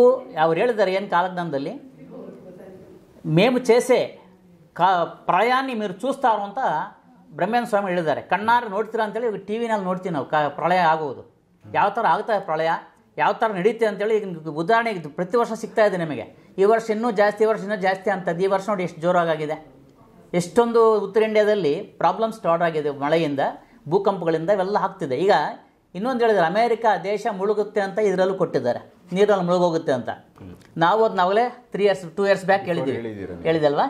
ಅಮೇರಿಕಾ ದೇಶದಲ್ಲಿ ಕೂಡ ಈಗ ಅನೌನ್ಸ್ ಆಗಿದೆ 6 cities, ಚಿಕಾಗೋ, ನ್ಯೂಯಾರ್ಕು, ವಾಷಿಂಗ್ಟನ್, ದೊಡ್ಡ ಸಿಟಿಗಳೇ ಅವೆಲ್ಲನೂ ಈಗ 2 ಇಂಚು 3 ಇಂಚು ಕೆಳಗೆ ಹೋಗ್ತಾ ಇದೆ ಅಂತ. ಭೂಮಿ ಒಳಗಡೆ ಅಪಾರ್ಟ್ಮೆಂಟ್ಗಳು, ಅಷ್ಟು ದೊಡ್ಡ ಅಪಾರ್ಟ್ಮೆಂಟ್ ಕಟ್ಟಿದಾರಲ್ಲ ಅದು ಒಳಗೋಗ್ತಾ ಇದೆ ಈಗ. ಅದನ್ನು ಕೂಡ ಕಾಲಜ್ಞಾನದಲ್ಲಿ ಭವಿಷ್ಯವಾಣಿಯಲ್ಲಿ ಕೊಟ್ಟಿದ್ದಾರೆ ಪೂರ್ತಿಯಾಗಿ ಇದನ್ನು. ಇದೆಲ್ಲವೂ ಕಂಪ್ಲೀಟ್ ಇನ್ನು ಪ್ರಳಯಕ್ಕೆ ನಾಂದಿ. ಆಮೇಲೆ ನಿಮ್ಗೆ 2 years ಬ್ಯಾಕ್ ಹೇಳಿದ್ದು ಏನು ಹೇಳಿದೆ ಅಂದರೆ, ಪ್ರತಿ ಕಂಟ್ರಿಯ ಪ್ರಾಬ್ಲಮ್ ಶುರುವಾಗುತ್ತೆ ಅಂತ ಹೇಳಿದ್ದೀನಿ. ಅದೇ ಥರ ಶ್ರೀಲಂಕಾ ಆಯಿತು, ಪಾಕಿಸ್ತಾನ ಆಯಿತು, ಬೇರೆ ಬೇರೆ ಕಂಟ್ರಿಗಳು, ಯುಕ್ರೇನ್ ಆಯಿತು, ಈಗ ರಷ್ಯಾ, ಪ್ರತಿ ಕಂಟ್ರಿಯಲ್ಲಿ ಒಂದು ಪ್ರಾಬ್ಲಮ್. ಒಬ್ಬರಿಗೆ ಮಳೆ ಜಾಸ್ತಿಯಾಗಿ ಪ್ರಾಬ್ಲಮ್ಮು, ಇನ್ನೊಬ್ಬರಿಗೆ ಬರಗಾಲ ಬಂದು ಪ್ರಾಬ್ಲಮ್ಮು, ಇನ್ನೊಬ್ಬರಿಗೆ ಊಟದ ಪ್ರಾಬ್ಲಮ್ಮು. ಈ ಥರ ಪ್ರತಿಯೊಂದು ಕಂಟ್ರಿಯಲ್ಲೂ ಎಲ್ಲ ಕಡೆ ಪ್ರಾಬ್ಲಮ್ಸು ಸ್ಟಾರ್ಟ್ ಆಗಿಬಿಟ್ಟಿದೆ ಪೂರ್ತಿಯಾಗಿ. ಇದು ಕಂಟಿನ್ಯೂ ಆಗುತ್ತೆ, ಇದು ನಿಲ್ಲಂಗಿಲ್ಲ. ಇದನ್ನು ದೇವ್ರು ಬರೋ ತನಕ ಆಗಲೇಬೇಕಿದು. ಇನ್ನೂ 1.5 ವರ್ಷ ನಮ್ಗೆ ಟೈಮ್ ಇದೆ. ಮುಂದಿನ ವರ್ಷ 24 ಡಿಸೆಂಬರ್ಗೆ ನಕ್ಷತ್ರ ಕಾಣಿಸ್ಬೇಕು, ನಕ್ಷತ್ರದಿಂದಲೇ ದೇವರು ಬರಬೇಕು. ಅದರ ಪ್ರಕಾರನೂ ಇದರಲ್ಲಿ ಕಂಪ್ಲೀಟ್ ಅದೇ ಕೊಡ್ತಾರೆ, 24ಗೆ ದೇವ್ರ ಎಂಟ್ರಿ ಅಂತ ಭವಿಷ್ಯವಾಣಿಯಲ್ಲಿ. ಈ ಭವಿಷ್ಯವಾಣಿ ಬರೆದಿದ್ರು ಯಾರೂ ಅಲ್ಲ, ಸುಧಾಮ. ದ್ವಾಪರ ಯುಗದಲ್ಲಿ ಸುಧಾಮ ಅಂತೀವಿ, ಕೃಷ್ಣನ ಫ್ರೆಂಡ್. ಅವರೇ ಈಗ ಅಚ್ಯುತಾನಂದ ದಾಸನಾಗಿ ಕಲಿಯುಗದಲ್ಲಿ ಹುಟ್ಟಿ 5 ಜನ ಇದರಲ್ಲಿ ಓದ್ತೀನಿ, ಪೂರ್ತಿ ಓದಬೇಕಾಗುತ್ತೆ, ನಾನು ಓದ್ತೀನಿ. ಅದರಲ್ಲಿ ಪೂರ್ತಿ ಹಿಸ್ಟ್ರಿ ಕೊಟ್ಟಿದ್ದಾರೆ. ಅವರೇ ಕಾಲಜ್ಞಾನವನ್ನು ಬರೆದಿರೋದು, ಅಚ್ಯುತಾನಂದ ಗುರುಗಳು ಅಂತ, ಅಚ್ಯುತಾನಂದ ದಾಸ್ ಅಂತಾರದಲ್ಲಿ ಒರಿಯಾದಲ್ಲಿ. ಈ ಥರ ಕಾಲಜ್ಞಾನ ಸ್ಟಾರ್ಟ್ ಆಗಿದೆ. ನಮ್ಮ ಪ್ರಪಂಚದಲ್ಲಿ ನಡೆಯಬಾರ್ದಲ್ಲಿ ನಡೆದೋಗುತ್ತೆ. ಈಗ ಏನೇನು ಕೊಟ್ಟಿದ್ದೆಲ್ಲ ಪೂರ್ತಿಯಾಗಿ ವಿವರವಾಗಿ ಈ ಬುಕ್ನಲ್ಲಿ ನಾನೀಗ ಹೇಳ್ತೀನಿ ನಿಮಗೆ. ಭವಿಷ್ಯಮಾಲಿಕಾ ಗ್ರಂಥವನ್ನು ರಚಿಸಿದವರು ಯಾರು, ಅದು ಫಸ್ಟ್ ಹೆಡ್ಡಿಂಗ್ ಕೊಟ್ಟಿದ್ದಾರೆ. ಸತ್ಯ, ತ್ರೇತ, ದ್ವಾಪರ ಮತ್ತು ಕಲಿಯುಗ, ಈ 4 ಯುಗದಲ್ಲಿ ಭಗವಾನರು ಪಂಚಮಹಾಸಖ ಈ ಭೂಮಿಯ ಮೇಲೆ ಜನ್ಮ ತಾಳುತ್ತಾರೆ. ಸಖ ಅಂದರೆ 5 ಜನ, 5 ಪಂಚಸಖ ಅಂದರೆ 5 ಜನ ಅಂತ ಲೆಕ್ಕ. ಯುಗದ ಅಂತ್ಯದಲ್ಲಿ ಭಗವಾನ ವಿಷ್ಣುವಿನ ಧರ್ಮ ಸಂಸ್ಥಾಪನಾ ಕಾರ್ಯದಲ್ಲಿ ಪಂಚಸಖ ತಮ್ಮ ಸಹಯೋಗ ಮಾಡುತ್ತಾರೆ. ಯುಗದ ಕರ್ಮ ಮುಗಿದ ನಂತರ ಭಗವಾನ್ ವಿಷ್ಣು ವೈಕುಂಠಕ್ಕೆ ಮರಳುತ್ತಾರೆ. ಪಂಚಸಖರ ಜನ್ಮ ಭಗವಾನರ ಅಂಶದಿಂದಲೇ ಆಗಿರುತ್ತದೆ. ಎಲ್ಲ ವಿಷ್ಣು ಭಗವಾನ ಅಂಶದಿಂದ 5 ಜನ ಹುಟ್ಟಿರ್ತಾರೆ ಅವರು. ಪ್ರತಿಯೊಂದು ಯುಗದಲ್ಲೂ ವಿಭಿನ್ನ ವಿಭಿನ್ನ ರೂಪದಲ್ಲಿ ಈ ಪಂಚಮಹಾಸಕರು ಭೂಮಿಯ ಮೇಲೆ ಅವತಾರ ತಾಳುತ್ತಾರೆ. ಭವಿಷ್ಯ ಮಾಲಿಕ ಗ್ರಂಥ ಮತ್ತು ಪುರಾಣಗಳಲ್ಲಿ ಇದರ ಪ್ರಮಾಣ ಸಿಗುತ್ತದೆ. ಸತ್ಯಯುಗದಲ್ಲಿ ಈ ಪಂಚಮಹಾಸಕಗಳು 5 ಸಖಗಳು ಹೆಸರುಗಳು ಈ ರೀತಿವೆ. ಸತ್ಯಯುಗ ಅಂದರೆ ಕೃತಯುಗ ದರದಲ್ಲಿ ನಾರದ, ಮಾರ್ಕಂಡೇಯ, ಗಾರ್ಗವ, ಸ್ವಯಂಭೂ ಮತ್ತು ಕೃಪಾಲ. ಸತ್ಯಯುಗ ಅಂತ್ಯದಲ್ಲಿ ತಮ್ಮ ತಮ್ಮ ಕೆಲಸಗಳನ್ನು ಸಮಾಪ್ತಿಗೊಳಿಸಿದ ನಂತರ ಈ ಪಂಚಮಹಾಸಕರು ಮತ್ತೆ ಪೋಲಕ ವೈಕುಂಠಕ್ಕೆ ಮರಳುತ್ತಾರೆ. ಈ ಥರ ಹೋಗಿದ್ದಾರೆ ಅವರು. ಮತ್ತೆ ತ್ರೇತಾಯುಗ ಅಂತ್ಯದಲ್ಲಿ ಭಗವಾನ್ ಶ್ರೀರಾಮಚಂದ್ರ ಧರ್ಮ ಸಂಸ್ಥಾಪನಾ ಸಮಯದಲ್ಲಿ ಈ ಪಂಚಮಹಾಸಕರು ಮತ್ತೆ ಜನ್ಮ ತಾಳಿದ್ದಾರೆ. ಆ ಸಮಯದಲ್ಲಿ ಅವರು ಹೆಸರುಗಳು ಈ ರೀತಿ ಇವೆ: ನಲ, ನೀಲ, ಜಾಂಬವಂತ, ಸುಷೇನ ಮತ್ತು ಹನುಮಾನ. ಆದಾಗ್ಯೂ ಹನುಮಾನರು ರುದ್ರಾವತಾರ ರೂಪದಲ್ಲಿ ಜನ್ಮ ತಾಳಿದ್ದರು. ಆದರೂ ಪಂಚಮಹಾಸಕರಲ್ಲಿ ಒಬ್ಬ ಸಖರಾಗಿ ಶ್ರೀ ರಾಮಚಂದ್ರರ ಧರ್ಮ ಸಂಸ್ಥಾಪನಾ ಕಾರ್ಯದಲ್ಲಿ ಅವರು ಪ್ರಭುವಿಗೂ ಸಹಾಯ ಮಾಡಿದ್ದರು. ಅದೇ ರೀತಿ ತ್ರೇತಾಯುಗದಲ್ಲಿ ತಮ್ಮ ತಮ್ಮ ಕಾರ್ಯಗಳನ್ನು ಸಮಾಪ್ತ ಮಾಡಿದ ನಂತರ ಈ ಪಂಚಮಹಾಸಕರು ಮತ್ತೆ ಪೋಲಕ ವೈಕುಂಠವನ್ನು ಮರಳಿದರು. ಮತ್ತು ದ್ವಾಪರ ಯುಗದಲ್ಲಿ ಪಂಚಸಖರು ಮತ್ತೆ ಜನ್ಮ ತಾಳಿದರು. ಶ್ರೀಕೃಷ್ಣ ಆಗಮನ ಧರ್ಮ ಸಂಸ್ಥಾಪನಾ ಕಾರ್ಯದಲ್ಲಿ ಅವರೆಲ್ಲರೂ ತಮ್ಮ ತಮ್ಮ ಕಾರ್ಯಗಳಲ್ಲಿ ಕೈಜೋಡಿಸಿದರು. ದ್ವಾಪರ ಯುಗದಲ್ಲಿ ಪಂಚಮಹಾಸಕರ ಹೆಸರುಗಳು ಈ ರೀತಿ ಇವೆ: ಧಾಮ, ಸುಧಾಮ, ಸುಬಲ, ಸುಬಾಹು ಮತ್ತು ಶ್ರೀ ಬಚ್ಚಾಂತ. ಮತ್ತು ಕಲಿಯುಗದ ಆಗಮನವಾಯಿತು. ಮತ್ತು ಈ ಕಲಿಯುಗದ ಅಂತ್ಯದ ಸರಾಸರಿ 600 ವರ್ಷ ಮೊದಲೇ ಭಗವಾನರು ಶ್ರೀ ಪಂಚಮಹಾಸಕರು ಮತ್ತೆ ಮರುಜನ್ಮ ತಾಳಿ ಕಲಿಯುಗದಲ್ಲಿ ಪಂಚಮಹಾಸಕರ ಹೆಸರುಗಳು ಈ ರೀತಿ ಇವೆ: ಅಚ್ಯುತಾನಂದದಾಸ, ಇವರೇ ಬರೆದವರು ಮೇನಾಗಿ. ಈಗ ಭವಿಷ್ಯವಾಣಿ ಬರೆದದ್ದು ಇವರೇ. ಅಚ್ಯುತಾನಂದದಾಸ ಇವರು ಯಾರು ಇಲ್ಲ, ಸುಧಾಮನೆ ಅಚ್ಯುತಾನಂದದಾಸರಿಗೆ ಹುಟ್ಟಿರೋದು. ಶಿಶು ಅನಂತದಾಸ, ಯಶೋವಂತದಾಸ, ಜಗನ್ನಾಥದಾಸ ಮತ್ತು ಬಲರಾಮದಾಸ. ಈ ಕಲಿಯುಗದಲ್ಲಿ ಸ್ವಯಂ ನಿರಾಕಾರ ನಿರ್ದೇಶನದಂತೆ ಪಂಚಮಹಾಸಕರು ಭೂಮಿಯ ಮೇಲೆ ಅವತರಿಸಿ ಮತ್ತು ಭಗವಂತ ನಿರ್ದೇಶನದಂತೆ ಈ ದಿವ್ಯ ಭವಿಷ್ಯ ಮಾಲಿಕಾ ಗ್ರಂಥವನ್ನು ರಚನೆ ಮಾಡಿದ್ದಾರೆ. ಭಗವಾನರು ತಿಳಿಸಿರುವ ವಾಣಿಯಂತೆ ಭೂಮಿಯ ಮೇಲೆ ಯಾವ ಯಾವ ಸಮಯದಲ್ಲಿ ಪಾಪದ ಭಾರ ಹೆಚ್ಚಾಗುತ್ತೋ, ಧರ್ಮದ ಮಹತ್ವವು ನಾಶನವಾಗುತ್ತದೋ ಮತ್ತು ಯಾವ ಯಾವ ಜನರು ಮನಸ್ಸಿನಲ್ಲಿ ದಯಾ, ಕ್ಷಮ, ಸ್ನೇಹ, ಪ್ರೇಮ ಇತ್ಯಾದಿಗಳು ವಿರುದ್ಧ ಹಿಂಸೆ, ದೇಶ, ಕಾಮ, ಕ್ರೋಧ, ಇರಿತಾಯಿತಾಗಳನ್ನು ತುಂಬಿ ಹೋಗಿರ್ತದೆ. ಆಗ ಯುಗದಲ್ಲಿ ಅಂತ್ಯದಲ್ಲಿ ನನ್ನ 4 ಯುಗದ ಭಕ್ತರು ದುಃಖಗಳನ್ನು ದೂರ ಮಾಡಲು ಮತ್ತು ಪೃಥ್ವಿಯ ಮೇಲೆ ಸತ್ಯ, ಶಾಂತಿ, ದಯಾ, ಕ್ಷಮ ಮತ್ತು ಪ್ರೇಮದ ಸ್ಥಾಪನೆ ಮಾಡಿ ಭೂಮಾತೆಯ ಭಾರವನ್ನು ಕಡಿಮೆ ಮಾಡಲು ದುಷ್ಟ ಜನರ ನಾಶನ ಮಾಡಿ ಸಂತ ಜನರ ರಕ್ಷಣೆ ಮಾಡುವ ಉದ್ದೇಶದಿಂದ ನಾನು ಭೂಮಿಯ ಮೇಲೆ ಕಲ್ಕಿ ರೂಪದಲ್ಲಿ ಅವತಾರ ತಾಳುತ್ತೇನೆ ಅಂತ ವಿಷ್ಣುವು ಹೇಳಿರೋದ ಮಾತಿದು.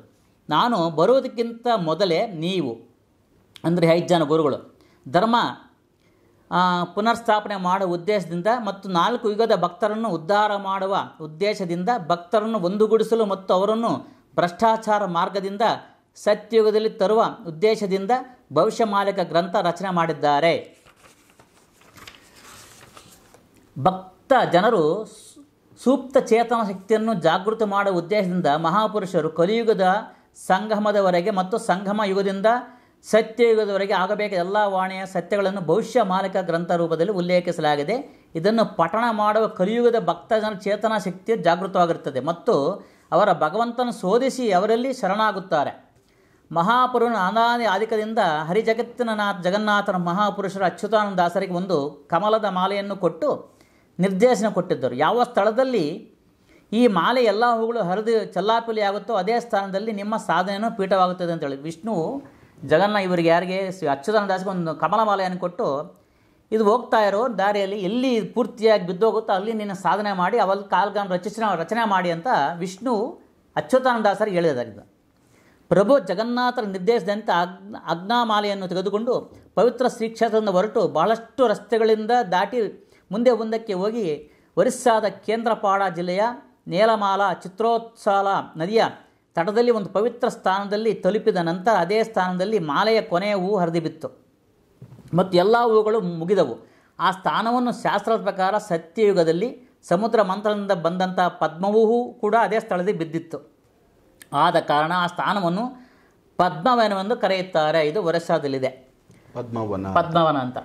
ಅಲ್ಲೇ ಇವರು ಅಚ್ಯುತಾನಂದಾಸರು ಪೂರ್ತಿಯಾಗಿನ ಕಾಲಜ್ಞಾನವನ್ನು ಬರೆದಿರೋದು ಪೂರ್ತಿಯಾಗಿ ಅಲ್ಲೇ ಕುತ್ಕೊಂಡು ಬರೆದಿರೋದು. ಅದು ಈ ಪುಸ್ತಕದಲ್ಲಿ ಇದೆ. ಆಯ್ತಾ, ಅದ್ರದ್ದು ನಾವು ಹೋಗ್ತಿರೋದು. ಒಂದು ವಿಚಾರ ಏನಂದ್ರೆ ಈ ಪುಸ್ತಕದಲ್ಲಿ ಇವಾಗ ಅವರು ಯಾವ ಭಾಷೆ ಒರಿಸ್ಸಾದಲ್ಲಿ ಬರೆದಿರೋದು, ಕನ್ನಡ ಟ್ರಾನ್ಸ್ಫರ್ ಮಾಡಿರೋದು. ಬಟ್ ಇಲ್ಲಿ ಏನು ಚೇಂಜಸ್ ಆಗಿಲ್ಲ. ಏನ್ ದಿಟೋ ಅಲ್ಲಿ ಒರಿಸ್ಸಾದಲ್ಲಿ ಸೇಮ್ ಅದೇ ಬಂದು ಸೇಮ್ ಒರಿಸ್ಸಾದಿರೋ ಭಾಷೆಯನ್ನು ಫಸ್ಟು ಕಾಶಿನಾಥ್ ಮಿಶ್ರಾ ಅಂತವರೇ ಇದನ್ನ ರೆಡಿ ಮಾಡಿದ್ದು. ಅವರು ಹಿಂಗೆ 40 ಇಯರ್ಸಿಂದ ಇದೇ ಕಾಲಜ್ಞಾನದಲ್ಲಿ ಸತತವಾಗಿ ಇದನ್ನು ವಿಚಾರ ಮಾಡಿ ಫಸ್ಟ್ ಹಿಂದಿಗೆ ಟ್ರಾನ್ಸ್ಲೇಷನ್ ಮಾಡಿದ್ದಾರೆ, ಆಮೇಲೆ ಇಂಗ್ಲೀಷ್ಗೆ ಹೋಗಿದೆ, ಆಮೇಲೆ ಕನ್ನಡಕ್ಕೆ ಬಂದಿದೆ ಈ ಬುಕ್. ಈಗ ಇದು ಫಸ್ಟ್ ಎಪಿಸೋಡ್ ಅಂದರೆ ಒಂದನೇ ಇದು ಬಂದ್ಬಿಟ್ಟು ಚಾಪ್ಟರ್ 1 ಇದು. ಚಾಪ್ಟರ್ 2 ನೆಕ್ಸ್ಟ್ ಮಂತ್ ಕೊಡ್ತಾರಂತೆ. ಈಗ ಚಾಪ್ಟರ್ 1 ಏನಿದೆ ಅದೆಲ್ಲ ಪೂರ್ತಿ ನಿಮಗೆ ನಾನು ತಿಳಿಸ್ತೀನಿ ಪೂರ್ತಿಯಾಗಿ. ಆಮೇಲೆ ಸರ್ ಈಗ ಇದರಲ್ಲಿ 2032 ಸತ್ಯಯುಗ ಪ್ರಾರಂಭ ಅಂತ ಹಾಕಿದ್ದಾರೆ, ಮೆನ್ಷನ್ ಮಾಡಿ. ಹೌದೌದು. ಸೊ ಇದು ಬಂದು ಈ 2032 ಸಂಬಂಧಪಟ್ಟಿದ್ದ ಡೀಟೇಲ್ಸ್ ಈ ಬುಕ್ ಅಲ್ಲಿ ಇದೆಯಾ ಇಲ್ಲ ನೆಕ್ಸ್ಟ್ ಬುಕ್ ಅಲ್ಲಿ ಬರುತ್ತಾ? ಈ ಬುಕ್ ನಲ್ಲಿ ಡೀಟೇಲ್ಸ್ ಫಸ್ಟ್ ಕೊಟ್ಬಿಟ್ಟಿದ್ದಾರೆ.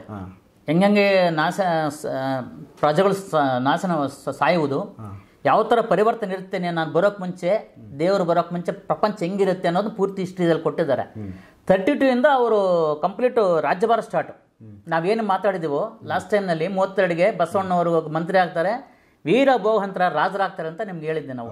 ಅದೇ ರೀತಿ ಈ ಪುಸ್ತಕದಲ್ಲಿ ಬಂದ್ಬಿಟ್ಟಿದೆ. ಅದರಲ್ಲಿ ನೀವು ಹಂಪಿ ಕ್ಯಾಪಿಟಲ್ ಸಿಟಿ ಇದರಲ್ಲೂ ಅದನ್ನ ಮೆನ್ಷನ್ ಮಾಡಿದ್ದಾರೆ. ಚಂಬದಿಂದ ಬಂದಿರೋದು ಮಾತ್ರ ಹೇಳೋರು ಇದರಲ್ಲಿ. ಅದು ನೆಕ್ಸ್ಟ್ ಎಪಿಸೋಡ್ ಬರ್ಬೋದು. ಮೆನ್ಷನ್ ಮಾಡಿಲ್ಲ. ಅದು ನೆಕ್ಸ್ಟ್ ಬುಕ್ ನಾನು ಕೊಡ್ತೀನಿ ಅಂತ ಹೇಳೋರು. ಇದು ಅದ್ರಲ್ಲಿ ಕೊಟ್ಟವ್ರು ಹೆಡ್ಡಿಂಗು. ಅದು ನೆಕ್ಸ್ಟ್ ಬುಕ್ ನಾನು ಸಿಕ್ಬೋದು ನಮ್ಗೆ ಎಲ್ಲಿ ಅಂದ್ರೆ ರಾಜ್ಯಭಾರ ಅನ್ನೋದು. ನಮ್ಮ ಕಾಲಜ್ಞಾನದ ಪ್ರಕಾರ ವೀರವಂಶ ಕಾಲಜ್ಞಾನದ ಪ್ರಕಾರ 32ರಲ್ಲಿ ಎಂಟ್ರಿ. ವೀರವಂತರ ಎಂಟ್ರಿ ಆಗ್ತಾರೆ, 24 hours ಎಂಟ್ರಿ ಆಗ್ತಾರೆ. ಬಟ್ ನಮ್ಗೆ ಕಾಣಿಸೋದೇ 32ರಲ್ಲಿ. ಅದು ಕೃಷ್ಣಾ ದಂಡೆಯಲ್ಲಿ ಹೇಳಿದ್ದೀನಿ ನಿಮಗೆ ಲಾಸ್ಟ್ ಟೈಮು. ಕೃಷ್ಣಾ ದಂಡೆಯಲ್ಲಿ ಅವರು ಕೂತಿರುವಾಗ ವೈಷ್ಣವರಿಗೆ ಶೈವರಿಗೆ ವಾದೋಪವಾದ ಬಿದ್ದು ಗಂಗೆ ನಂದು ಅಂತ ಒದ್ದಾಡ್ತಾರಲ್ವ. ಆವಾಗ ವೀರಹಂತರಾಯರು ಫಸ್ಟು ವೈಷ್ಣವರಿಗೆ ಹೋಗಿ ನದಿಯಲ್ಲಿ ಸ್ನಾನ ಮಾಡ್ಕೊಂಡು ಬನ್ನಿ ಅಂದಾಗ ಅವ್ರಿಗೆ ಮುಳಿದಾಗ ಅವ್ರ ಗಂಗೆ ಅವ್ರಿಗೆ ಹತ್ತಲ್ಲ, ಅವ್ರ ಗಂಗೆ ಸೈಗ್ಲೆ ಒಳಗೋಗುತ್ತದು. ಮತ್ತೆ ಶೈವರಿಗೆ ಹೋಗಿ ಕಳಿಸಿದಾಗ ಅವ್ರಿಗೆ ಗಂಗೆ ಸಿಗ ಮೇಲಕ್ಕೆ ಬಂದ್ಬಿಡ್ತು. ಆವತ್ತು ದಿವಸ ಅದಕ್ಕೆ ಅವ್ರಿಗೆ ಅರ್ಥವಾಗುತ್ತೆ. ವೀರಹಂತರಾಯರು ಅವಾಗ ಇಳಿದು ಹೋಗ್ತಾರೆ, ನದಿ ಒಳಗೆ ಇಳಿದು ಹೋದಾಗ ಅಲ್ಲಿ ಸ್ನಾನ ಮಾಡಿ ಬರುವಾಗ ಚಂದ್ರಗುಪ್ತ ಮಹಾರಾಜ್ ಅಲ್ಲಿ ಶಾಪವಾಗಿ ಬಿದ್ದಿದ್ದಾರೆ ಕಲ್ಲು, ಅವ್ರ ಜೊತೆಯಲ್ಲಿ ಬರ್ತಾರೆ. ಅವ್ರ ಜೊತೆಯಲ್ಲಿ ಬಂದಾಗ ಅವತ್ತು ಇವರು ಗುರ್ತಿಡ್ತಾರೆ, ಅಲ್ಲಿ ಶೈವರು ಬಣ್ಣ ಇವರೇ ವೀರಹಂತರಾಯರು ಅಂತ ಗುರ್ತಿಡ್ದು ಅವರಿಗೆ ಅವಾಗ ಬಸವಣ್ಣವರು, ಅಲ್ಲಂ ಪ್ರಭು ಅವರೆಲ್ಲ ಕಂಪ್ಲೀಟ್ ಯಾರಿದ್ರು ಆ ಟೈಮ್ನಲ್ಲಿ ಅವರೆಲ್ಲ ಪೂರ್ತಿಯಾಗಿ ಬರ್ತಾರೆ. ಶರಣರು ಬಂದು ಅವರಿಗೆ ಲಿಂಗಧಾರಣೆ ಮಾಡಿ ಅವ್ರನ್ನ ಕರ್ಕೊಂಡು ಹೋಗಿ ಈ ಕಂಪಿನಲ್ಲಿ ಶ್ರೀಕೃಷ್ಣ ದೇವರಾಯ ಸಿಂಹಾಸನ ಕಳಗಿದೆಯಲ್ಲ ಅದನ್ನು ಮೇಲಕ್ಕೆ ತೆಗೆದು ಅದ್ರ ಮೇಲೆ ಕೂರ್ತು ಸಿಂಹಾಸನ ರಾಜಭಾರನಿಗೆ ಪಟ್ಟಾಭಿಷೇಕ ಮಾಡ್ತಾರೆ. ಆ ಪಟ್ಟಾಭಿಷೇಕ ಮಾಡೋ ಸಮಯ 32 2032.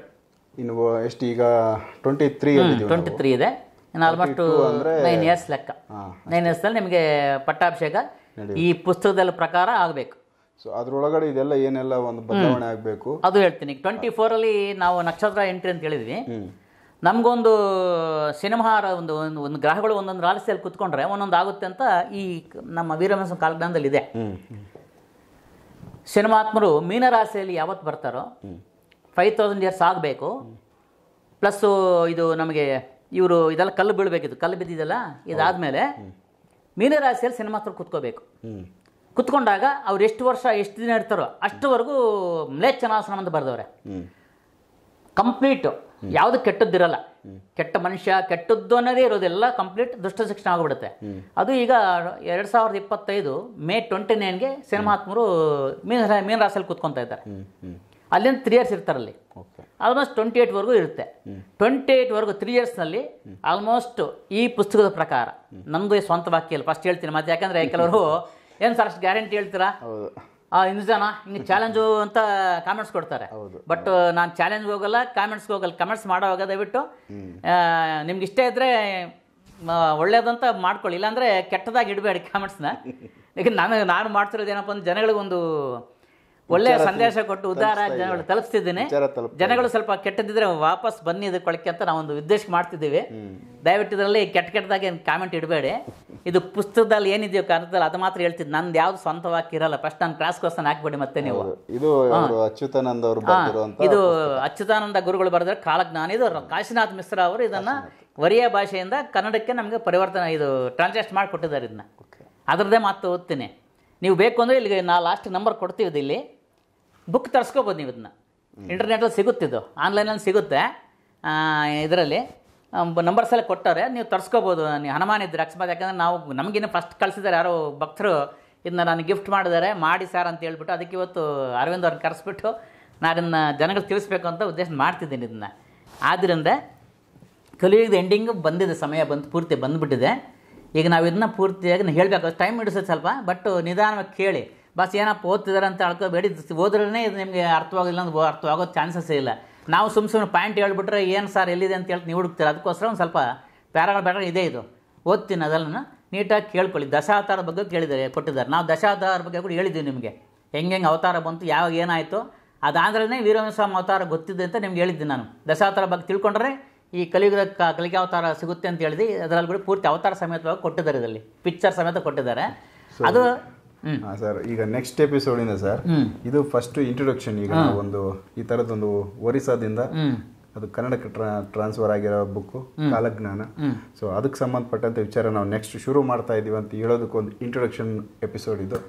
ನೆಕ್ಸ್ಟ್ ಸಿಂಗಲ್ ಆಗಿ ಕಂಪ್ಲೀಟ್ ವಿಚಾರ ತಗೊಂಡು ನೀವು ಮಾತಾಡಿರೋ ನೆಕ್ಸ್ಟ್ ಎಪಿಸೋಡ್ ಇಂದ ಅದನ್ನ ನೀವು ಮಾಡ್ಕೊಡ್ತೀನಿ. ಸೊ ವೀಕ್ಷಕರೇ, ಇದೊಂದು ವಿಚಾರ ಕಾಲಜ್ಞಾನಕ್ಕೆ ಸಂಬಂಧಪಟ್ಟಂತ ಹೊಸ ವಿಚಾರಗಳು ಬರ್ತವೆ. ಅದರಲ್ಲಿ ಕೂಡ ತುಂಬ ಡಿಫ್ರೆಂಟ್ ಆಗಿರೋ ವಿಚಾರಗಳು ಅದರಲ್ಲಿ ಹೇಳಿದ್ದಾರೆ. ಮುಂದೆ ಭವಿಷ್ಯದಲ್ಲಿ ಏನೆಲ್ಲ ಘಟನೆಗಳಾಗ್ತವೆ, ಏನೆಲ್ಲ ಒಂದು ತೊಂದರೆಗಳು ಮನುಷ್ಯರು ಅನುಭವಿಸ್ಬೇಕಾಗಿ ಬರುತ್ತೆ, ಯಾವ್ಯಾವ ಜಾಗಗಳಲ್ಲಿ ಯಾವ್ಯಾವ ಸ್ಥಳಗಳಲ್ಲಿ ಏನೇನು ಮಾರ್ಪಾಟಾಗುತ್ತೆ, ಈ ವಿಚಾರಗಳನ್ನ ಆ ಕಾಲಜ್ಞಾನ ಬುಕ್ಕಲ್ಲಿದೆ. ಅದನ್ನು ನೆಕ್ಸ್ಟ್ ಕಾಂತರಾಜ್ ಸರ್ ಕಂಟಿನ್ಯೂ ಮಾಡ್ತಾರೆ ಎಪಿಸೋಡ್ಗಳಲ್ಲಿ. ಸೊ ಮಿಸ್ ಮಾಡದೆ ನೋಡ್ತಾ ಹೋಗಿ. ನಮಸ್ಕಾರ. ಮಹಾಪುರುಷ ಅಚ್ಯುತಾನಂದ ದಾಸರು ಪವಿತ್ರ ಸ್ಥಾನದಲ್ಲಿ ಧ್ಯಾನಮಗ್ನರಾಗಿ 1,00,000ಕ್ಕೂ ಹೆಚ್ಚು ಗ್ರಂಥಗಳನ್ನು ರಚನೆ ಮಾಡಿದ್ದಾರೆ. ಅದರಲ್ಲಿಯೂ 36 ಸಂಹಿತ, 72 ಗೀತಾ, 27 ವಂಶಾನುಚರಿತ್ರ, 24 ಉಪವಂಶಾನುಚರಿತ್ರ ಮತ್ತು 100 ಮಾಲಿಕಾ ಗ್ರಂಥಗಳನ್ನು ರಚನೆ ಮಾಡಿದ್ದಾರೆ. ಇವರನ್ನು ಬಿಟ್ಟು ಇನ್ನುಳಿದ 4 ಪಂಚಮಹಾಸಕರು ಶಿಶು ಅನಂತದಾಸಾಜಿ ಮಹಾರಾಜ, ಯಶವಂತ ದಾಸಾಜಿ ಮಹಾರಾಜ, ಜಗನ್ನಾಥಜಿ ಮಹಾರಾಜ ಮತ್ತು ಬಲರಾಮಜಿ ಮಹಾರಾಜರು ಕೂಡ ಬಹಳಷ್ಟು ಮೂಲಕ ಗ್ರಂಥಗಳನ್ನು ರಚನೆ ಮಾಡಿದ್ದಾರೆ. ಈ ಎಲ್ಲ ಗ್ರಂಥಗಳು ರಚನೆ ಮಾಡಿ ತರುವಾಯ ಪಂಚಮಹಾಸಕ ಎಂದು ಬರೆಯುತ್ತಾರೆ. ನಾವುಗಳು ಏನನ್ನೂ ಬರೆದಿರುವುದಿಲ್ಲ. ಇದೆಲ್ಲವೂ ಮಹಾಪುರುವಿನ ಆಜ್ಞೆಯಿಂದ ವಿಶ್ವ ಮಾನವ ಕಲ್ಯಾಣಕ್ಕೋಸ್ಕರ ಭವಿಷ್ಯ ಮಾಲಿಕ ಗ್ರಂಥವನ್ನು ರಚನೆಯಾಗಿರುತ್ತದೆ. ಇದು 5 ಜನ ಹೇಳಿರೋದು, ನಾವು ಸ್ವಂತ ಏನು ಬರೆದಿಲ್ಲ. ವಿಷ್ಣುವಿನ ಒಂದು ಆದೇಶದಂತೆ, ಜಗನ್ನಾಥ ಸ್ವಾಮಿ ಆದೇಶದಂತೆ ನಾವು ಇದನ್ನು ಬರೆದಿದ್ದೀವಿ ಅಂತ ಅವರು ಹೇಳಿದ್ದಾರೆ ಪೂರ್ತಿಯಾಗಿ. ಸತ್ಯಯುಗದಲ್ಲಿ ತಪಿ, ತ್ರೇತಾಯುಗದಲ್ಲಿ ಕಪಿ, ದ್ವಾಪರಯುಗದಲ್ಲಿ ಗೋಪಿ ಮತ್ತು ಕಲಿಯುಗದಲ್ಲಿ ಭಕ್ತರ ರೂಪದಲ್ಲಿ 4 ಯುಗದ ಭಕ್ತರನ್ನು ಈ ಅನಂತ ಯುಗದಲ್ಲಿ ಮತ್ತು ಭೂಮಿಯ ಮೇಲೆ ಜನ್ಮ ತಾಳುತ್ತಾರೆ. ಅವರ ಸೂಕ್ತ ಚೇತನಾ ಶಕ್ತಿಯನ್ನು ಜಾಗೃತಿ ಮಾಡಲಿಕ್ಕೋಸ್ಕರ ಮತ್ತು ಪ್ರಭುವಿನ ಲೀಲೆಯಲ್ಲೂ ಸಮ್ಮಿಲನವಾಗುವ ಸಮಯ ಬಂದಿದೆ. ಈ ವಿಷಯದ ಬಗ್ಗೆ ಜನರಲ್ಲಿ ಜಾಗೃತಿ ಮೂಡಿಸುವ ಉದ್ದೇಶದಿಂದ ಮೂಲಕ ವೈಕುಂಠ ಪೂರ್ಣ ಸಂಸ್ಕಾರವನ್ನು ಜಾಗೃತ ಮಾಡುವ ಉದ್ದೇಶದಿಂದ ಪಂಚಮಹಾಸಕರಿಂದ ರಚಿತ ಮಾಲಿಕಾ ಗ್ರಂಥ ಸೃಷ್ಟಿಯಾಗಿರುತ್ತದೆ. ಭಕ್ತರು ವಿಶ್ವದ ಯಾವುದೇ ಮೂಲೆಯಲ್ಲಿದ್ದರೂ ಮಾಲಿಕೆಯನ್ನು ಅರ್ಥೈಸಿಕೊಳ್ಳುವ ಅಥವಾ ಮಾಲಿಕಾ ಪಾಠ ತರುವಾಯ ಅವರ ಪೂರ್ಣ ಚೇತನಾ ಶಕ್ತಿ ಜಾಗೃತವಾಗಿರುತ್ತೆ ಮತ್ತು ಅವರಿಗೆ ಪ್ರಭುವಿನ ಆಸ್ಥಾನ ಸಿಗುತ್ತದೆ. ಅವರು ಪ್ರಭುವಿಗೆ ಶರಣಾಗಿ ಹೋಗುತ್ತಾರೆ. 4 ಯುಗದ ಭಕ್ತರು ಜನರ ಪ್ರಭುವಿನ ಚರಣಗಳಲ್ಲಿ ಶರಣು ತೆಗೆದುಕೊಳ್ಳುತ್ತಾರೆ ಮತ್ತು ಅನಂತಯುಗದ ಧರ್ಮ ಸಂಸ್ಥಾಪನಾ ಕಾರ್ಯದಲ್ಲಿ ತಮ್ಮ ಸೇವೆಯನ್ನು ಸಲ್ಲಿಸುತ್ತಾರೆ. ಭಕ್ತರು ಮಹಾಪ್ರಭುವಿನ ವಾಸಸ್ಥಳ ಬಗ್ಗೆ ಅರಿತ ಕೂಡಲೇ ಅವರು ಸತ್ಯಯುಗಕ್ಕಾಗಿ ಕೊಟ್ಟಂತಹ ನೀತಿ ನಿಯಮಗಳು ಇಡೀ ವಿಶ್ವದಲ್ಲಿ ಪ್ರಚಾರ ಮಾಡುವವರು, ಭಕ್ತ ಜನರ ಪ್ರಭುವಿನ ನಾಮ ಗುಣ ಮಹಿಮೆಯನ್ನು ಜಯಕಾರ ಮಾಡುವವರು, ಧರ್ಮ ಸಂಸ್ಥಾಪನಾ ಕಾರ್ಯದಲ್ಲಿ ತಾವು ಭಾಗಿಯಾಗಿರುವವರು ಆದ ಕಾರಣ ಅಚ್ಯುತಾನಂದರು ಈ ರೀತಿಯಲ್ಲಿ ಉಲ್ಲೇಖಿಸಿದ್ದಾರೆ. ಈ ಮಹಾಪುರುಷರ ಶಿಶು ಅನಂತದಾಸ ಮಹಾರಾಜರು ಸಾಂಕೇತಿಕ ಗಣಿತ ಮಾಧ್ಯಮದಿಂದ ಭವಿಷ್ಯ ತಿಳಿಯುವುದರಲ್ಲಿ ಚತುರರಾಗಿದ್ದರು. ಈ ಮಹಾಪುರುಷ ಅಚ್ಯುತಾನಂದ ದಾಸ ಮಹಾರಾಜರು ಭೂತ, ವರ್ತಮಾನ, ಭವಿಷ್ಯತ್ ಇತ್ಯಾದಿ ಎಲ್ಲ ಕಾಲದ ತತ್ವಜ್ಞಾನ ಸಂಪನ್ನರಾಗಿದ್ದರು. ಮಹಾಪುರುಷ ಬಲರಾಮದಾಸ ಮಹಾರಾಜರು ಶಾಸ್ತ್ರ ಮತ್ತು ಬ್ರಹ್ಮಾಂಡ ತತ್ವಜ್ಞಾನದಲ್ಲಿ ಸಂಪನ್ನರಾಗಿದ್ದರು. ಅಷ್ಟಾದಶ ಪುರಾಣದ ಭಕ್ತಿ ತತ್ವಜ್ಞಾನ ಎಲ್ಲಕ್ಕಿಂತ ಹೆಚ್ಚು ಮಹಾಪುರುಷರು ಜಗನ್ನಾಥದಾಸ ಮಹಾರಾಜರು ಬಲ್ಲವರಾಗಿದ್ದರು.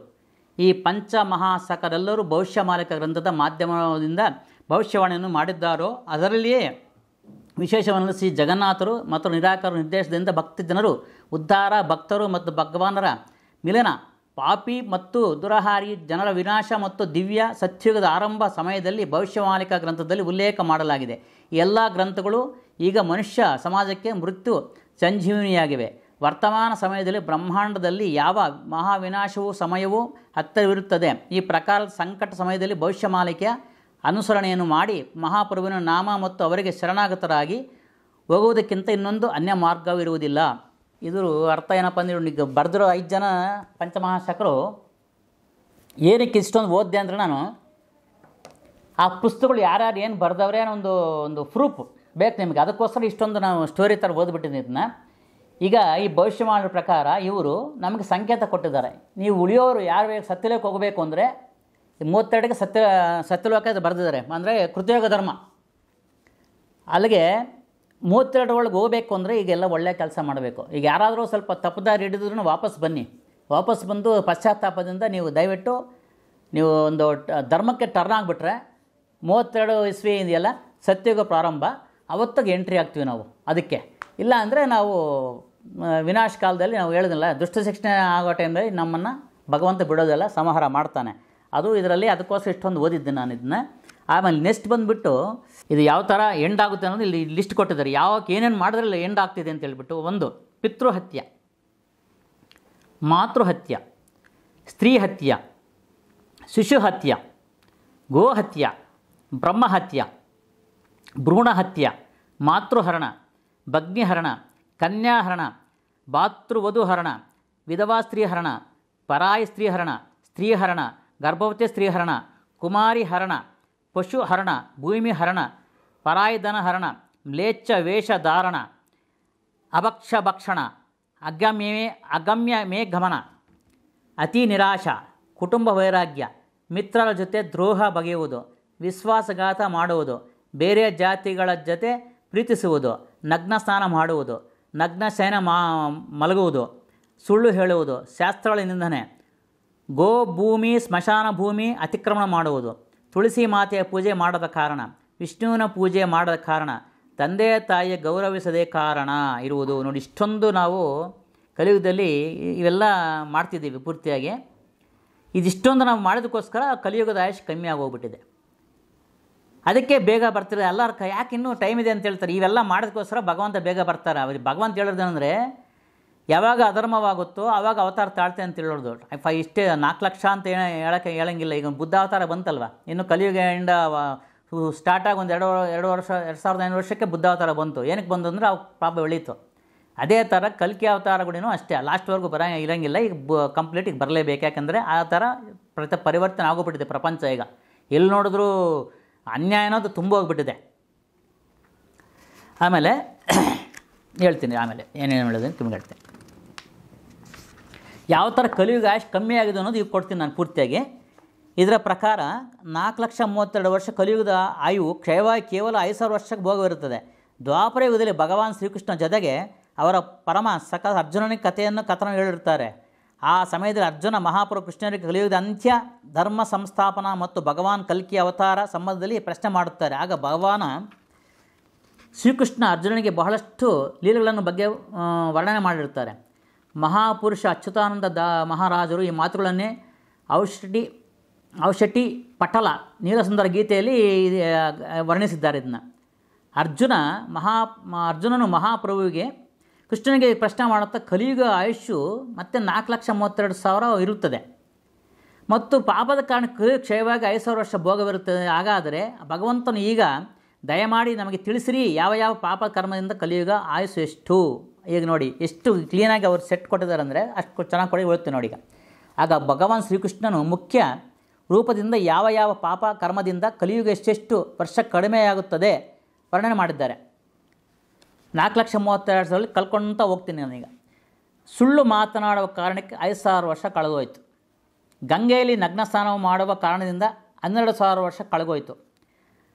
ಅನ್ಯರ್ಥ ಪ್ರೀತಿ ಮಾಡುವ ಕಾರಣ 30,000 ವರ್ಷ ಹೋಯ್ತು ಕಲಿಯುಗದ ಆಯುಷ್ಯು. ಮಿತ್ರನಿಗೆ ದ್ರೋಹ ಮಾಡಿದ ಪಾಪದ ಕಾರಣ 6,000 ವರ್ಷ ಹೋಯ್ತು. ಮಹಾವಿಷ್ಣುವಿನ ಪೂಜೆ ಮಾಡದ ಕಾರಣ 17,000 ವರ್ಷ ಹೋಯ್ತು. ತುಳಸಿ ದೇವಿಗೆ ಪೂಜೆ ಮಾಡದ ಕಾರಣ 5,000 ವರ್ಷ ಹೋಯ್ತು. ಅತಿಥಿ ಸೇವೆ ಮಾಡದ ಕಾರಣ 6,000 ವರ್ಷ ಹೋಯ್ತು. ಅಣ್ಣ ತಮ್ಮದಲ್ಲಿ ದ್ರೋಹ ಮಾಡಿದ ಪಾಪ ಕಾರಣ 40,000 ವರ್ಷ ಹೋಯ್ತು. ಅಭಕ್ತ ಅಂದರೆ ಮಾಂಸಾಹಾರ ತಿನ್ನುವ ಪಾಪದಿಂದ 8,000 ವರ್ಷ ಕಳೆದೋಯ್ತು. ಮತ್ತೊಬ್ಬರ ಹಣ ಕದ್ದು ಮತ್ತು ಕಸಿದುಕೊಳ್ಳುವ ಪಾಪದ ಕಾರಣ 10,000 ವರ್ಷ ಹೋಯ್ತು. ಗೋಹತ್ಯೆ ಪಾಪದ ಕಾರಣ 1,00,000 ವರ್ಷ ಕಮ್ಮಿ ಆಯಿತು. ದಾನವನ್ನು ತಪ್ಪು ರೀತಿಯಲ್ಲಿ ಉಪಯೋಗ ಮಾಡುವ ಪಾಪದ ಕಾರಣ 14,000 ವರ್ಷ ಕಳೆದೋಯ್ತು. ವಿಧವಾ ತಾಯಿಂದರ ಜೊತೆ ತಪ್ಪು ಕೆಲಸ ಮಾಡುವ ಕಾರಣ 24,000 ವರ್ಷ ಕಳೆದೋಯ್ತು. ಜೀವಹತ್ಯೆಯ ಪಾಪದಿಂದ 11,000 ವರ್ಷ ಕಮ್ಮಿ ಆಯಿತು. ಜಾತಿ ಧರ್ಮ ವರ್ಣ ನಿಯಮವನ್ನು ಮೀರಿ ಪಾಲಿಸದೆ ಕಾರಣ 12,000 ವರ್ಷ ಖಾಲಿಯಾಯಿತು. ಭ್ರೂಣಹತ್ಯೆ ಮಾಡಿದ ಪಾಪದ ಕಾರಣ 7 ವರ್ಷ ಕಮ್ಮಿ ಆಯಿತು. ಸ್ತ್ರೀ ಹತ್ಯೆ ಪಾಪದ ಕಾರಣ 32,000 ವರ್ಷ ಕಮ್ಮಿ ಆಯಿತು. ಗೋಚಾರಣ, ಭೂಮಿ ಶ್ಮಶಾನ ಭೂಮಿ ಹರಣ ಮಾಡದ ಕಾರಣ 40,000 ವರ್ಷ ಕಮ್ಮಿ ಆಯಿತು. ಮಾತೃಹರಣ ಮಾಡದ ಪಾಪದ ಕಾರಣ 5,000 ವರ್ಷ ಕಮ್ಮಿ ಆಯಿತು. ವಿಶ್ವಾಸಘಾತ ಮಾಡದ ಪಾಪದ ಕಾರಣ 40,000 ವರ್ಷ ಕಮ್ಮಿ ಆಯಿತು. ಮಾತೃ ಹತ್ಯೆ ಮತ್ತು ಅನ್ಯಾಯ ಮಾಡದ ಪಾಪದ ಕಾರಣ 3,000 ವರ್ಷ ಕಮ್ಮಿ ಆಯಿತು. ಈ ಪ್ರಕಾರದಿಂದ ಕಲಿಯುಗದ 4,32,000ದಿಂದ 4,27,000 ಕ್ಷಯವಾಗಿ ಮಾತ್ರ 5,000 ವರ್ಷ ಮಾತ್ರ ಉಳಿದಿರುತ್ತದೆ. ಈ 5,000 ವರ್ಷ ಖಾಲಿ ಆಯ್ತು ಈಗ. ಯಾಕೆಂದರೆ ನಮಗೆ 5,125 123 ಸ್ಟಾರ್ಟು ಅಂತ ಹೇಳಿದ್ವಲ್ಲ, 24 ಸ್ಟಾರ್ಟು ಅಂತ ಹೇಳಿದ್ವಲ್ಲ. ಈಗ ಅಷ್ಟು ವರ್ಷ ಹೆಂಗೆ ಹೋಯ್ತು ಒಂದು ಕಲಿಯುಗ, ಇದು ನೋಡಿ ಲಿಸ್ಟ್ ಕೊಟ್ಟವ್ರ, ಇದೇ ಪ್ರಕಾರ ಆಯುಷ್ ಕಮ್ಮಿ ಆಗಿಬಿಟ್ಟಿದೆ. ಅದಕ್ಕೆ ಕರೆದ ಕೃತಯುಗ ಧರ್ಮ ಸ್ಟಾರ್ಟ್ ಆಗೋಕ್ಕೆ ನಮಗೆ ಒಂದು ಸಂಧಿಕಾಲ ಬಂದಿದೆ. ಈ ಮೇಲೆ ಕಾಣಿಸಿದ ವಿಚಾರವನ್ನು ವಿಭಿನ್ನ ಶಾಸ್ತ್ರ, ಪುರಾಣ ಮತ್ತು ಮಾಲಿಕ ಗ್ರಂಥದಿಂದ ಇದರ ಪ್ರಮಾಣವನ್ನು ಅನೇಕ ಪಾಪ ಕರ್ಮದ ಕಾರಣದಿಂದ ಈ ಯುಗದ ಆಯು ಕ್ಷಯವಾಗಿದೆ. ಜೊತೆಗೆ ಶಾಸ್ತ್ರ ಪುರಾಣದಲ್ಲಿ ಅರುಣಿತ ಗಣನೆಯ ಪ್ರಕಾರ ವರ್ತಮಾನ ಕಲಿಯುಗಕ್ಕೆ 5,125 ವರ್ಷ ನಡೆಯುತ್ತಿದೆ. ಕಲಿಯುಗ ಸಂಪೂರ್ಣ ರೂಪದಿಂದ ಸಮತ್ವವಾಗಿದೆ. ಕಲಿಯುಗ ಸಂಪೂರ್ಣವಾಗಿ ಸಮತ್ವವಾಗಿದೆ. ಕಲಿಯುಗ ಧರ್ಮ ಕಂಪ್ಲೀಟ್ ಹೋದಾಗ ಲೆಕ್ಕ. ನೆಕ್ಸ್ಟ್ ಇಯರಿಂದ ಕೃತ್ಯಗಳನ್ನು ಸ್ಟಾರ್ಟ್ ಆಗಬೇಕು. ಯಾವುದು 2024ರಲ್ಲಿ ನಕ್ಷತ್ರ ಬಂದ ಮೇಲೆ. ನಕ್ಷತ್ರ ಬರಬೇಕು ಫಸ್ಟು, ಅದನ್ನ ನೋಡ್ಕೊಳ್ಳಿ. ಯಾಕೆಂದರೆ ಫಸ್ಟ್ ಹೇಳ್ತಾ ಇದ್ದೀನಿ ನಾನು ನಕ್ಷತ್ರ ಬರಬೇಕು ಅಂತ. ಆ ನಕ್ಷತ್ರ ಬಂದ ತಕ್ಷಣ ಸ್ಟಾರ್ಟು. ಅದು ಪುಸ್ತಕದಲ್ಲಿ ಏನಿದೆಯೋ ನಮ್ಮ ಕಾಲಜ್ಞಾನ ಬುಕ್ನ ಅದನ್ನೇ ಮಾತ್ರ ಹೇಳಿರ್ತೀವಿ ನಾವು. ಮತ್ತು ನೀವೇನು ಸ್ವಾಮಿ ಹಿಂಗೆ ಹೇಳಿದ್ರಿ ಹಂಗೆ ಹೇಳಿದ್ರಿ ಏನು ಬರಲಿಲ್ಲ ಅಂತ ಮಾತ್ರ ನಾನು ಕ್ವಶನ್ ಹಾಕಬೇಡಿ ದಯವಿಟ್ಟು. ನಾನು ಕಾಲಜ್ಞಾನವನ್ನು ತಿಳಿಸೋಕ್ಕೋಸ್ಕರ ಮಾಡ್ತಿದ್ದೀನಿ. ಎಲ್ಲರಿಗೂ ಸ್ವಲ್ಪ ಜ್ಞಾನ ಬಂದು ಒಳ್ಳೇದಾಗಲಿ ಅಂತ ಇದು ಮಾಡ್ತಿದ್ದ ಕಾರ್ಯ ಅಷ್ಟೇ ಆಗಲಿ. ಬರಲಿಲ್ಲ ಅನ್ನೋದು ನನ್ನ ಮೇಲೆ ಮತ್ತೆ ಬಿಲೇವ್ ಮಾಡಬೇಡಿ, ಇದು ಮಾಡಬೇಡಿ. ಪುಸ್ತಕಗಳು ಏನಿದೆಯೋ ಕಾಲಜ್ಞಾನದ ಅದು ಮಾತ್ರ ಓದ್ತಿದ್ದು ನಾನೀಗ. ಅದನ್ನೇ ಕೇಳಿ ಇದರಿಂದ ಒಳ್ಳೆಯದು ಕಲ್ತ್ಕೊಂಡು ಒಳ್ಳೆಯರಾಗಿ ಭಾಳ ಹೋಗಬೇಕು ಅಂತ ನಾವು ಇಚ್ಛೆ ಪಡ್ತೀನಿ. ಆಯಿತಾ? ಅದೇ ದರದಲ್ಲಿ ಈಗ ಇದರ ಬೆಲೆ ಇನ್ನು ದಶಾವತಾರದ ಬಗ್ಗೆ ಹೇಳಿದ್ದಾರೆ. ಪೂರ್ತಿ ದಶಾವತಾರ ಬಗ್ಗೆ ಆಲ್ಮೋಸ್ಟ್ ನಿಮಗೆಲ್ಲ ಗೊತ್ತಿರುತ್ತೆ. ಅದನ್ನ ಪೂರ್ತಿ ಬರೆದವ್ರು ದಶಾವತಾರನ ಪೂರ್ತಿ ಒಂದೊಂದು ಪ್ಯಾರ ಹಾಕಿ ಬರೆದಿದ್ದಾರೆ. ಅದೇನು ನಾನು ಹೇಳೋದಿಲ್ಲ. ನೆಕ್ಸ್ಟ್ ನಾನೀಗ ಕಲಿಯುಗ ಯಾವ ಥರ ಎಂಡ್ ಆಯಿತು ಅನ್ನೋದಕ್ಕೋಸ್ಕರ ಏನೇನು ನಾವು ಬರುತ್ತೆ, ಕಲಿಯುಗ ಎಂಡಾಗೋ ಏನೇನು ಈ ಸಮಯದಲ್ಲಿ ಏನೇನು ನಡೆಯುತ್ತಿದೆ ಅನ್ನೋದು ಭಗವಾನರು ಅಚ್ಯುತಾನಂದಾಸರು ಬರೆದದ್ದು ಏನಪ್ಪ ಅಂದರೆ ಯಾವ ಸಿಚುಯೇಷನ್ ಇದೆ ಹೇಳೋದು ನಾನು. ಕಲಿಯುಗ ಎಂಡಾಗಕ್ಕೆ ಯಾವ ಥರ ಜನ ಪರಿವರ್ತನೆ ಆಗಿದೆ, ಯಾವ ಥರ ಜನ ಇರ್ತಾರೆ ಅನ್ನೋದನ್ನ ಅಷ್ಟಕ್ಕೆ ಮುಂಚೆ 600 ವರ್ಷ ಕೆಳಗೆ ಇದನ್ನ ಭವಿಷ್ಯದಲ್ಲಿ ಕೊಟ್ಟಿದೆ. ಇದು ವೀರಬ್ರಹ್ಮೇಶ್ವರ ಕಾಲಜ್ಞಾನಲ್ಲೂ ಇದೆ. ಕಾಲಜ್ಞಾನದಲ್ಲಿ ಅಲ್ಲಲ್ಲಿ ಕೊಟ್ಟಿದ್ರು ಅದನ್ನ. ವೀರಬ್ರಹ್ಮೇಶ್ವರ ಕಾಲಜ್ಞಾನದಲ್ಲಿ ಬರೆಯುವಾಗ ಅವರು ಆಥರ್ಸು ಅಲ್ಲಲ್ಲಿ ಮಿಕ್ಸ್ ಮಾಡಿದ್ರು ಅದನ್ನ. ಇವ್ರೇನು ಮಾಡಿದ್ರೆ ಒಂದೇ ಕಡೆ ಪೂರ್ತಿಯಾಗಿ ಲಿಸ್ಟ್ ಆಗಿ ಕೊಟ್ಟಿದ್ದಾರೆ. ಅದನ್ನ ಇಷ್ಟಾಗಿ ಹೇಳ್ತೀನಿ ನೋಡಿ ಎಷ್ಟು ಯಾವ ಥರ ಇದೆ ಅನ್ನೋದು ಈಗ ನಾನು ಮಾಡ್ತೀನಿ. ಅದನ್ನ ಕಲಿಯುಗದ ಅಂತ್ಯವಾಗುವ ಲಕ್ಷಣಗಳು. ಕಲಿಯುಗ ಅಂತ್ಯವಾಗಿರುತ್ತದೆ ಮತ್ತು ಈ ಸತ್ಯಕ್ಕೆ ಪ್ರಮಾಣವಾದ ಉದ್ದೇಶದಿಂದ ಮಹಾಪುರುಷ ಪಂಚಸಖಗಳು ಭವಿಷ್ಯಮಾಲಿಕ ಗ್ರಂಥಗಳಲ್ಲಿ ಸ್ವಪ್ನ ರೂಪದಲ್ಲಿ ಬಹಳಷ್ಟು ಲಕ್ಷಣಗಳನ್ನು ಮಾಲಿಕ ಸ್ಪಷ್ಟ ರೂಪದಲ್ಲಿ ಬಹಳಷ್ಟು ಲಕ್ಷಣಗಳನ್ನು ಈ ಕೆಳಗಿನಂತೆ ವರ್ಣಿಸಿದ್ದಾರೆ. ಮಾನವ ನಾಗರಿಕತೆಯಲ್ಲಿ ಮುಂದೆ ಬರುವಂತಹ ಪರಿವರ್ತನೆಗಳು. ಫಸ್ಟ್ 1, ಮಾನವ ಸಮಾಜದಲ್ಲಿ ಬಹಳಷ್ಟು ಸ್ತ್ರೀಯರು ಮತ್ತು ಪುರುಷರಲ್ಲಿ ಬಂಜೇತನ ದೋಷ ಕಾಣಿಸುತ್ತದೆ. ಆದ ಕಾರಣ ಸಂತಾನ ಜನ್ಮವಾಗುವುದಿಲ್ಲ. ದೇವರು ಬರೋ ಟೈಮ್ನಲ್ಲಿ ಇವು ನಡೀತವೆ ಅಂತ ಅರ್ಥ. ವೀರಭೋಹಂತರಾಗಿ ಬರೋ ಟೈಮ್ನಲ್ಲಿ ಇಂಥವೆಲ್ಲ ನಡೆಯುತ್ತೆ ಅಂತ ಬರೆದಿದ್ದಾರೆ. ಒಂದೊಂದು ಹೇಳ್ತೀನಿ ನಾನೀಗ. ಕೆಲವೊಂದು ಸ್ತ್ರೀ ಮತ್ತು ಪುರುಷರಲ್ಲಿ ಲಿಂಗ ಪರಿವರ್ತನೆಯಾಗಬಹುದು ಮತ್ತು ಬಹಳಷ್ಟು ಜನರು ತಮ್ಮ ಲಿಂಗ ಪರಿವರ್ತನೆ ಮಾಡಿಕೊಳ್ಳುವವರು. ಇದೆಲ್ಲ ಆಗ್ತಾಯಿದೆ ಇದು. ಕಾಮ, ವಾಸನ, ಸ್ವಾರ್ಥ, ಧನದ ಆಸೆಗೋಸ್ಕರ ಪುತ್ರ ತಮ್ಮ ತಾಯಿ ತಂದೆಯನ್ನು ಕೊಲೆ ಮಾಡುತ್ತಾನೆ. ನೋಡಿ ಇವಾಗ ನಡೀತಾ ಇದೆ, ಅಲ್ಲಲ್ಲಿ ನಡೀತಾ ಇದೆ ನೋಡಿ. ಆಸ್ತಿಗೋಸ್ಕರ, ಭೂಮಿಗೋಸ್ಕರ, ಆಸ್ತಿಗೋಸ್ಕರ ಈಗ ಏನಾಗ್ತಿದೆ ಅಂದರೆ ಕೊಲೆಗಳು ಆಗ್ತಾಯಿದ್ದಾವೆ. ಒಂದು ದುಡ್ಡು ಜಾಸ್ತಿ ಆಯ್ತಲ್ಲ ವ್ಯಾಲ್ಯೂಬಲ್ಲು ಜಮೀನ್ದು, ಆ ದುಡ್ಡುಗೋಸ್ಕರ ಇವರೇನೋ ಮಾಡ್ತಿದ್ದಾರೆ. ಅದನ್ನ ದೇವರು ಬರೋ ಟೈಮಲ್ಲಿ ತಾವು ನಡೆಯುತ್ತೆ ಅಂತ ಅವರು ವರ್ಣನೆ ಮಾಡಿರ್ತಾರೆ. ಸಮಾಜದಲ್ಲಿ ಸಂಯುಕ್ತ ಕುಟುಂಬ ಪರಂಪರೆ ಸಮಾಪವಾಗ್ತದೆ. ಅಂದರೆ ಸಂಯುಕ್ತ ಕುಟುಂಬ, ಉಮ್ಮಡಿ ಕುಟುಂಬ ಅಂತಾರೆ. ಜಾಸ್ತಿ ಜನ ಒಂದು ಕುಟುಂಬ ಅಂತೀವಿ ನೋಡಿ. ಈಗ ಮನೆಯಲ್ಲಿ ಅಣ್ಣ ತಮ್ಮ 4 ಜನ ಇರ್ತಿದ್ರು ಮೊದಲು, ಕಂಟಿನ್ಯೂ ಇರ್ತಿದ್ರು. ಅವ್ರು ಎಲ್ಲ ಹೋಗ್ತಿದ್ರು, ಬೇರೆ ಹೋಗ್ತಿರಲಿಲ್ಲ. ಅದೇ ಉಮ್ಮಡಿ ಕುಟುಂಬ ಅಂತಾರೆ. ಅದೇ ಈಗ ಇರೋದಿಲ್ಲ ಅಂತ ಹೇಳೋರು ದೇವರು ಬರೋ ಟೈಮ್ನಲ್ಲಿ. ಅದೇ ಥರ ಇವಾಗ ನಾವು ಎಲ್ಲ ಸಿಂಗಲ್ ಆಗಿ ಸ್ವಂತವಾಗಿ ಒಬ್ಬೊಬ್ಬರೇ ಜಾಗ ಕಲ್ಕೊಂಡು ಬೇರೆ ಬೇರೆ ಮನೆಗಳಲ್ಲಿ ಇದ್ದೀವಿ. ಎಲ್ಲನೂ ತಂದೆ ತಾಯಿ ಮಕ್ಕಳೆಲ್ಲ ಬೇರೆ ಬೇರೆ ಇರ್ತಾರೆ. ಪ್ರತಿಯೊಂದು ಕಡೆಗೆ ಹೆಂಡತಿ ಕೂಡ ಬೇರೆ ಪರಿಸ್ಥಿತಿ ಬಂದಿದೆ ಈಗ. ಆ ಥರ ಇದರಲ್ಲಿ ಇದೆ. ಇನ್ನೂ ಅದು ಮುಂದೆ ಕೇಳ್ತೀನಿ ನಿಮಗೆ. ಕೇವಲ ಅಣ್ಣ ತಮ್ಮಂದರಷ್ಟೇ ಬೇರೆ ಬೇರೆ ಮನೆಯಲ್ಲಿ ಇರುವವರು. ಅದೇ ರೀತಿಯಾಗಿ ಪತ್ನಿಯೂ ಕೂಡ ಬೇರೆ ಬೇರೆ ಮನೆಗಳಲ್ಲಿ ಇರುತ್ತಾರೆ. ನೋಡಿ ಇದು ಮಾತು ಬಂದಿದೆ ನೋಡಿ. ಎಷ್ಟೋ ಜನ ಬೇರೆ ಬೇರೆ ಇರ್ತಾರೆ, ಅವ್ರನ್ನು ಕಿತ್ತಾಡ್ಕೊಂಡ್ಬಿಟ್ಟು ಒಬ್ರಿಗೊಬ್ರು ಸಖ್ಯ ಇಲ್ಲದೆ. ವಯಸ್ಕರ ತಾಯಿ ತಂದೆ ಕೂಡ ತಮ್ಮ ಪುತ್ರ ಮನೆಯಿಂದ ಹೊರಹಾಕುತ್ತಾನೆ. ಇದು ನಡೀತಾ ಇದೆ ಬೇಕಷ್ಟು. ಮತ್ತು ವಯಸ್ಕರ ತಾಯಿ ತಂದೆ ಒಬ್ಬಂಟಿಯಾಗಿ ವೃದ್ಧಾಶ್ರಮ ಜೀವನ ಕಳೆಯುವವರು. ಎಷ್ಟೋ ಜನ ವೃದ್ಧಾಶ್ರಮ ಸೇರಿದ್ದಾರೆ, ದುಡ್ಡಿದ್ದರೂ ವೃದ್ಧಾಶ್ರಮ ಸೇರ್ತಾ ಇದ್ದಾರೆ. ಯಾಕೆಂದರೆ ನೋಡ್ಕೊಳ್ಳೋರಿಲ್ಲ ಅವ್ರಿಗೆ, ಅವರೆಲ್ಲ ಬೇರೆ ದೇಶದಲ್ಲಿ ಕೆಲಸ ಮಾಡ್ತಾರೆ, ಇಲ್ಲಿ ನೋಡ್ಕೊಳ್ಳೋಲ್ಲದೆ ವೃದ್ಧಾಶ್ರಮಕ್ಕೆ ಹೋಗ್ತಾರೆ. ಆ ಥರ ಪರಿಸ್ಥಿತಿ ಈಗ ಬಂದಿದೆ. ದೇವರು ಬರೋ ಟೈಮ್ನಲ್ಲಿ ಅದು ಇದನ್ನ ಕೊಟ್ಟಿದ್ದಾರೆ, ಮುಖ್ಯವಾಗಿ ಕೊಟ್ಟಾರೆ ನೋಡಿ. ಮನುಷ್ಯನು ಪ್ರತಿಯೊಂದು ಸಮಯದಲ್ಲಿ ಸಣ್ಣ ಪುಟ್ಟ ವ್ಯಾಧಿಯಿಂದ ಪೀಡಿತನಾಗಿ ಕೇವಲ ಔಷಧದ ಮೇಲೆ ಅವಲಂಬಿತವಾಗಿ ಜೀವನ ನಡೆಸುವವರು. ಇವು ಪಕ್ಕ ಇದೆ ನೋಡಿ. ಈಗ ಯಾವುದಕ್ಕೆ ದಿನ ಮಾತ್ರೆ ಇಲ್ಲದೆ ಮನುಷ್ಯನೇ ಇಲ್ಲ. ಈಗ ಪ್ರತಿಯೊಂದಕ್ಕೆ ಮಾತ್ರ ತೊಗೊತಾರೆ. ದಿನ ಒಬ್ರು ಏನಾದ್ರು ಕಾಲ ತೊಗೊತಾ ಇರ್ತಾರೆ. ಈಗ ನಾನು ಕೂಡ ತೊಗೊತೀನಿ, ದಿನ ತೊಗೊತೀನಿ ಮಾತ್ರನೇ. ಅದೇ ಥರ ಪ್ರತಿಯೊಬ್ಬರೂ ಮನೆಯಲ್ಲಿ ರೋಗ ಪೀಡಿತರಾಗಿರ್ತಾರೆ ಅಂತ ಅರ್ಥ. ಅಲ್ಲಿಗೆ ಕಲಿಯುಗ ಎಂಡಿಂಗ್ನಲ್ಲಿ ಬರ್ತವೆ, ದೇವರು ಬರೋ ಟೈಮ್ನಲ್ಲಿ ಅಂತ ಹೇಳಿದ್ರೆ ಅರ್ಥ ಇದು. ಸಮಾಜದಲ್ಲಿ ಮಾಂಸಾಹಾರ, ಮದ್ಯವೇನಿ, ತಂಬಾಕು ಸೇವನೆ ಮಾಡುವವರು ಮತ್ತು ನಶೆಯಡ್ ಮಾಡುವವರ ಸಂಖ್ಯೆ ಬಹಳಷ್ಟು ಹೆಚ್ಚಾಗುವುದು. ಇದು ನಿಮಗೆ ಗೊತ್ತಾಗ್ತಿದೆ. ಈಗ ಅಲ್ಲಲ್ಲಿ ನ್ಯೂಸ್ ಬರ್ತಾಯಿದೆ ನೋಡಿ, ತುಂಬ ಅದರಲ್ಲೇ ಮತ್ತನಲ್ಲಿರ್ತಾರೆ ಜನನು. ಸಂಸಾರದಲ್ಲಿ ಗರ್ಭಪಾತ ಮತ್ತು ಭ್ರೂಣ ಹತ್ಯೆ ಅಂತ ಪಾಪವು ಭಾಳಷ್ಟು ಹೆಚ್ಚಾಗುವುದು. ಈ ದೇವರು ಬರೋ ಟೈಮ್ನಲ್ಲಿ ಇವೆಲ್ಲ ಹೆಚ್ಚಾಗುತ್ತೆ. ಭ್ರೂಣ ಹತ್ಯೆ ಮಾಡೋದು, ಪಾಪ ಎಲ್ಲ ನಡೀತದೆ. ಸಂಸಾರದಲ್ಲಿ ಎರಡನೇ ಪತ್ನಿಯರ ಸಂಖ್ಯೆ ಭಾಳಷ್ಟು ಹೆಚ್ಚಾಗೋದು. ಇದು ನಿಮಗೆ ಗೊತ್ತೇ ಇದೆ, ಈಗ ನಡೀತಿರೋದೆಲ್ಲನೂ. ಒಬ್ಬರ ಹೆಂಡತಿ ಮತ್ತೊಬ್ಬರು ಪಾಳಾದವಳು ಅಂತ ಹೇಳ್ತಿದ್ದಲ್ಲ, ಒಬ್ಬರ ಹೆಂಡತಿ ಹಂಗೆ ನಮ್ಮ ಕಾಲಜ್ಞಾನ ಇದೆಯಲ್ಲ, ಬೀರಮನ ಕಾಲಜ್ಞಾನಲ್ಲಿ, ಅದಕ್ಕೆ ಹೋಲಿಕೆ ಚೆನ್ನಾಗಾಗ್ತದೆ ನೋಡಿ. ಪತಿ ಪತ್ನಿಯರ ಮಧ್ಯದಲ್ಲಿ ಪಾವಿತ್ರತೆ ಇರುವುದಿಲ್ಲ, ಕಿತ್ತಾಟ ಜಾಸ್ತಿ. ಮಾನವ ಸಮಾಜ ದೇವನತೆಗಳು ಪೂಜಾ ಪುರಸ್ಕಾರಗಳು ಮಾಡಲಾರರು. ದೇವ ಪೂಜೆಗಳನ್ನೆಲ್ಲ ಬಿಟ್ಬಿಡ್ತೀವಿ ನಾವು. ಯಾಗಲೂ ಬರ್ತಾ ಇದ್ದೀವೆಲ್ಲ ಬಿಟ್ಬಿಡ್ತಾ ಹೋಗ್ತಾ ಇದ್ದೀವಿ. ನಮಗೆ ಬೇಜಾರಾಗ್ಬಿಟ್ಟಿದೆ. ಹಂಗೆ ಯಾವ ದೇವರು ಇಲ್ಲಪ್ಪ ಏನು ಅಂತಿಲ್ಲ, ಜನ ಬಿಡ್ತಾ ಇದ್ದಾರೆ, ಪೂಜೆ ಬಿಡಿ ಎಲ್ಲ ಬಿಟ್ಬಿಡ್ತಾ ಇದ್ದಾರೆ ಕಂಪ್ಲೀಟು. ಮಗನು ತಮ್ಮ ಸ್ವರ್ಗಸ್ಥರ ತಾಯಿ ತಂದೆಯವ್ರ ಪಿಂಡದಾನವನ್ನು ಮಾಡಲಾರನು. ಈಗ ಎಷ್ಟೋ ಜನ ನಡೀತಾ ಇದೆ. ಈಗ ಕೊರೋನಾ ಬಂದಾಗ ಯಾವ ಪಿಂಡನಲ್ಲೂ ಪ್ರಧಾನ ಯಾತದೂ ಇಲ್ಲ, ಎಲ್ಲ ಸುಮ್ಮನೆ ಆಗಿಬಿಟ್ವಾ. ಮನೇಲಿ ನಾವು ಸಮೇತವಾಗನು ಹೊರಗೆ ಹೋಗಂಗಿಲ್ಲ. 2 ವರ್ಷ ಹತ್ತತ್ರ ಯಾವ ಪಿಂಡ ಪ್ರದಾನ ಮಾಡಿಲ್ಲ, ಕಂಪ್ಲೀಟ್ ದೇವ್ರ ಪೂಜೆ ನಿಲ್ಲಿಸ್ಬಿಟ್ಟಿದ್ದೀವಿ ಎಲ್ಲ. ನಾವು ತಂದೆ ತಾಯಿಗಳಿಗೆ ಪಿತೃಪಕ್ಷದಲ್ಲಿ ಪೂಜೆ ಮಾಡ್ತೀವಲ್ಲ, ಅದು ಕೂಡ ನಿಲ್ಸ್ಕೊಂಡು ಬಿಟ್ಟಿದ್ದೀವಿ ಅವತ್ತೆಲ್ಲ. ಏನೋ ಯಾರು ಕೆಲವರು ಮಾಡೋರು ಮಾಡಿಬಿಟ್ಟಿದ್ದಾರೆ. ಅದೇ ಥರ ಎಲ್ಲ ಮರ್ತು ಪೂರ್ತಿಯಾಗಿ ಅದನ್ನೆಲ್ಲವನ್ನು. ತಾಯಿ ತಂದೆಯ ಅಂತಿಮ ಕ್ರಿಯೆಯಲ್ಲಿ ಪುತ್ರ ಸಹಯೋಗ ಮಾಡಲಾರರು. ವಿಧವಾ ಮಹಿಳೆಯರು ಅಂತಿಮ ಸಂಸ್ಕಾರ ಮಾಡುವವರು ಮತ್ತು ಪಿಂಡದಾನ ಮಾಡುವವರು ಅವರೇ ಮಾಡ್ತಾರೆ. ಪುರುಷ ಮತ್ತು ಪುರುಷರ ಮಧ್ಯದಲ್ಲಿ ವಿವಾಹ ಆಗೋದು ಅದು ನಡೀತಾ ಇದೆ ನೋಡಿ, ಅಲ್ಲಲ್ಲಿ ನಡೀತಿದೆ. ಒಬ್ರಿಗೊಬ್ಬರು ಸೇಮ್, ಅದೇನು ಸ್ವಲಿಂಗ ಅಂತಾರಲ್ಲ ಆ ಥರದ್ದು. ಸ್ತ್ರೀ ಮತ್ತು ಸ್ತ್ರೀಯರ ಮಧ್ಯದಲ್ಲಿ ವಿವಾಹವಾಗೋದು ಇದು ಅಷ್ಟೇ. ಅಣ್ಣ ತಂಗಿಯವರ ಮಧ್ಯದಲ್ಲಿ ವಿವಾಹವಾಗೋದು ಇದು ನಡೀತಾ ಹೋಗ್ತಾ ಇದೆ. ಗೊತ್ತಿಲ್ಲದೆ ಅಣ್ಣ ತಂಗಿ ಮದುವೆ ಮಾಡ್ಕೊಳ್ಳೋದು. ಲಾಸ್ಟ್ ಎಪಿಸೋಡ್ ನಿಮ್ಗೆ ಹೇಳಿದ್ದೀನಿ, ಯಾವುದೋ ಒಂದು ಉದಾಹರಣೆ ಕೊಟ್ಟಿದ್ದೀನಿ. ತಂದೆ ತನ್ನ ಮಗಳ ಜೊತೆ ಅಶ್ಲೀಲ ಸಂಬಂಧ ನೀಡುವವನು, ಇದು ಕೂಡ ನಡೆದಿದೆ, ಎಷ್ಟೋ ಸಲ ನ್ಯೂಸ್ನಲ್ಲಿ ಬಂದಿದೆ. ಪುರುಷರು ಅಸಭ್ಯ ವಸ್ತ್ರಧಾರಣೆ ಮಾಡುವವರು ಮತ್ತು ಮಹಿಳೆಯರು ಬಹಳಷ್ಟು ಅಶ್ಲೀಲ ಮತ್ತು ಅಸಭ್ಯ ವಸ್ತ್ರ ಧರಿಸುವವರು. ಈಗ ಪ್ರೆಸೆಂಟ್ ಇರೋ ವೆಸ್ಟರ್ನ್ ಸ್ಟೈಲ್ ಅದು ನಮಗೆ ಬಂದುಬಿಟ್ಟಿದೆ. ಈಗ ಪಾಶ್ಚಾತ್ಯ ಡ್ರೆಸ್ಗಳು ಹಾಕೋದ್ರಿಂದ ನಮ್ಮ ಸಂಸ್ಕೃತಿ ಹೋಗ್ಬಿಟ್ಟಿದೆ. ಅದನ್ನ ಅವತ್ತೇ ಮೆನ್ಷನ್ ಮಾಡಿದ್ದಾರೆ. ಇವೆಲ್ಲ ಆದಾಗ ನಾನು ಬರ್ತೀನಿ, ಎಂಟ್ರಿ ಆಗ್ತೀನಿ, ನೋಡ್ಕೊಂಡಿರಿ ಅಂತ ವಿಷ್ಣುವು ಹೇಳಿರೋದು, ಕಲ್ಕಿ ಭಗವಾನರು. ಪುರುಷ ಜನರು ಕೂಡ ಗರ್ಭಧಾರಣೆ ಮಾಡುವವರು, ಇದು ಕೂಡ ಆಗಿದೆ. ಫಾರಿನ್ನಲ್ಲಿ ಒಬ್ಬ ಇದಕ್ಕೋಸ್ಕರ ಮಾಡ್ಕೊಂಡು ಅದು ಕೂಡ ನ್ಯೂಸ್ನಲ್ಲಿ ಬಂದಿತ್ತು. ಪುರುಷ ಜನರು ತಲೆಯ ಮೇಲೆ ಕೂದಲನ್ನು ಇಟ್ಟು ಉಳಿದ ಕಿವಿಯ ಮೇಲಿನ ಭಾಗ ಕೂದಲನ್ನು ಕತ್ತರಿಸುವವರು. ಇದೊಂಥರ ಫ್ಯಾಷನ್, ಕೇಶದ ಇದಕ್ಕೆ. ಅತ್ತೆ ಮತ್ತು ಅಳಿಯನ ಮಧ್ಯದಲ್ಲಿ ಮದುವೆ ಆಗುವುದು ಇದು ಆಗಿದೆ. ಚಿಕ್ಕಮ್ಮ ಮತ್ತು ಅಣ್ಣನ ಮಗನ ಜೊತೆ ಮದುವೆ ಆಗುವುದು.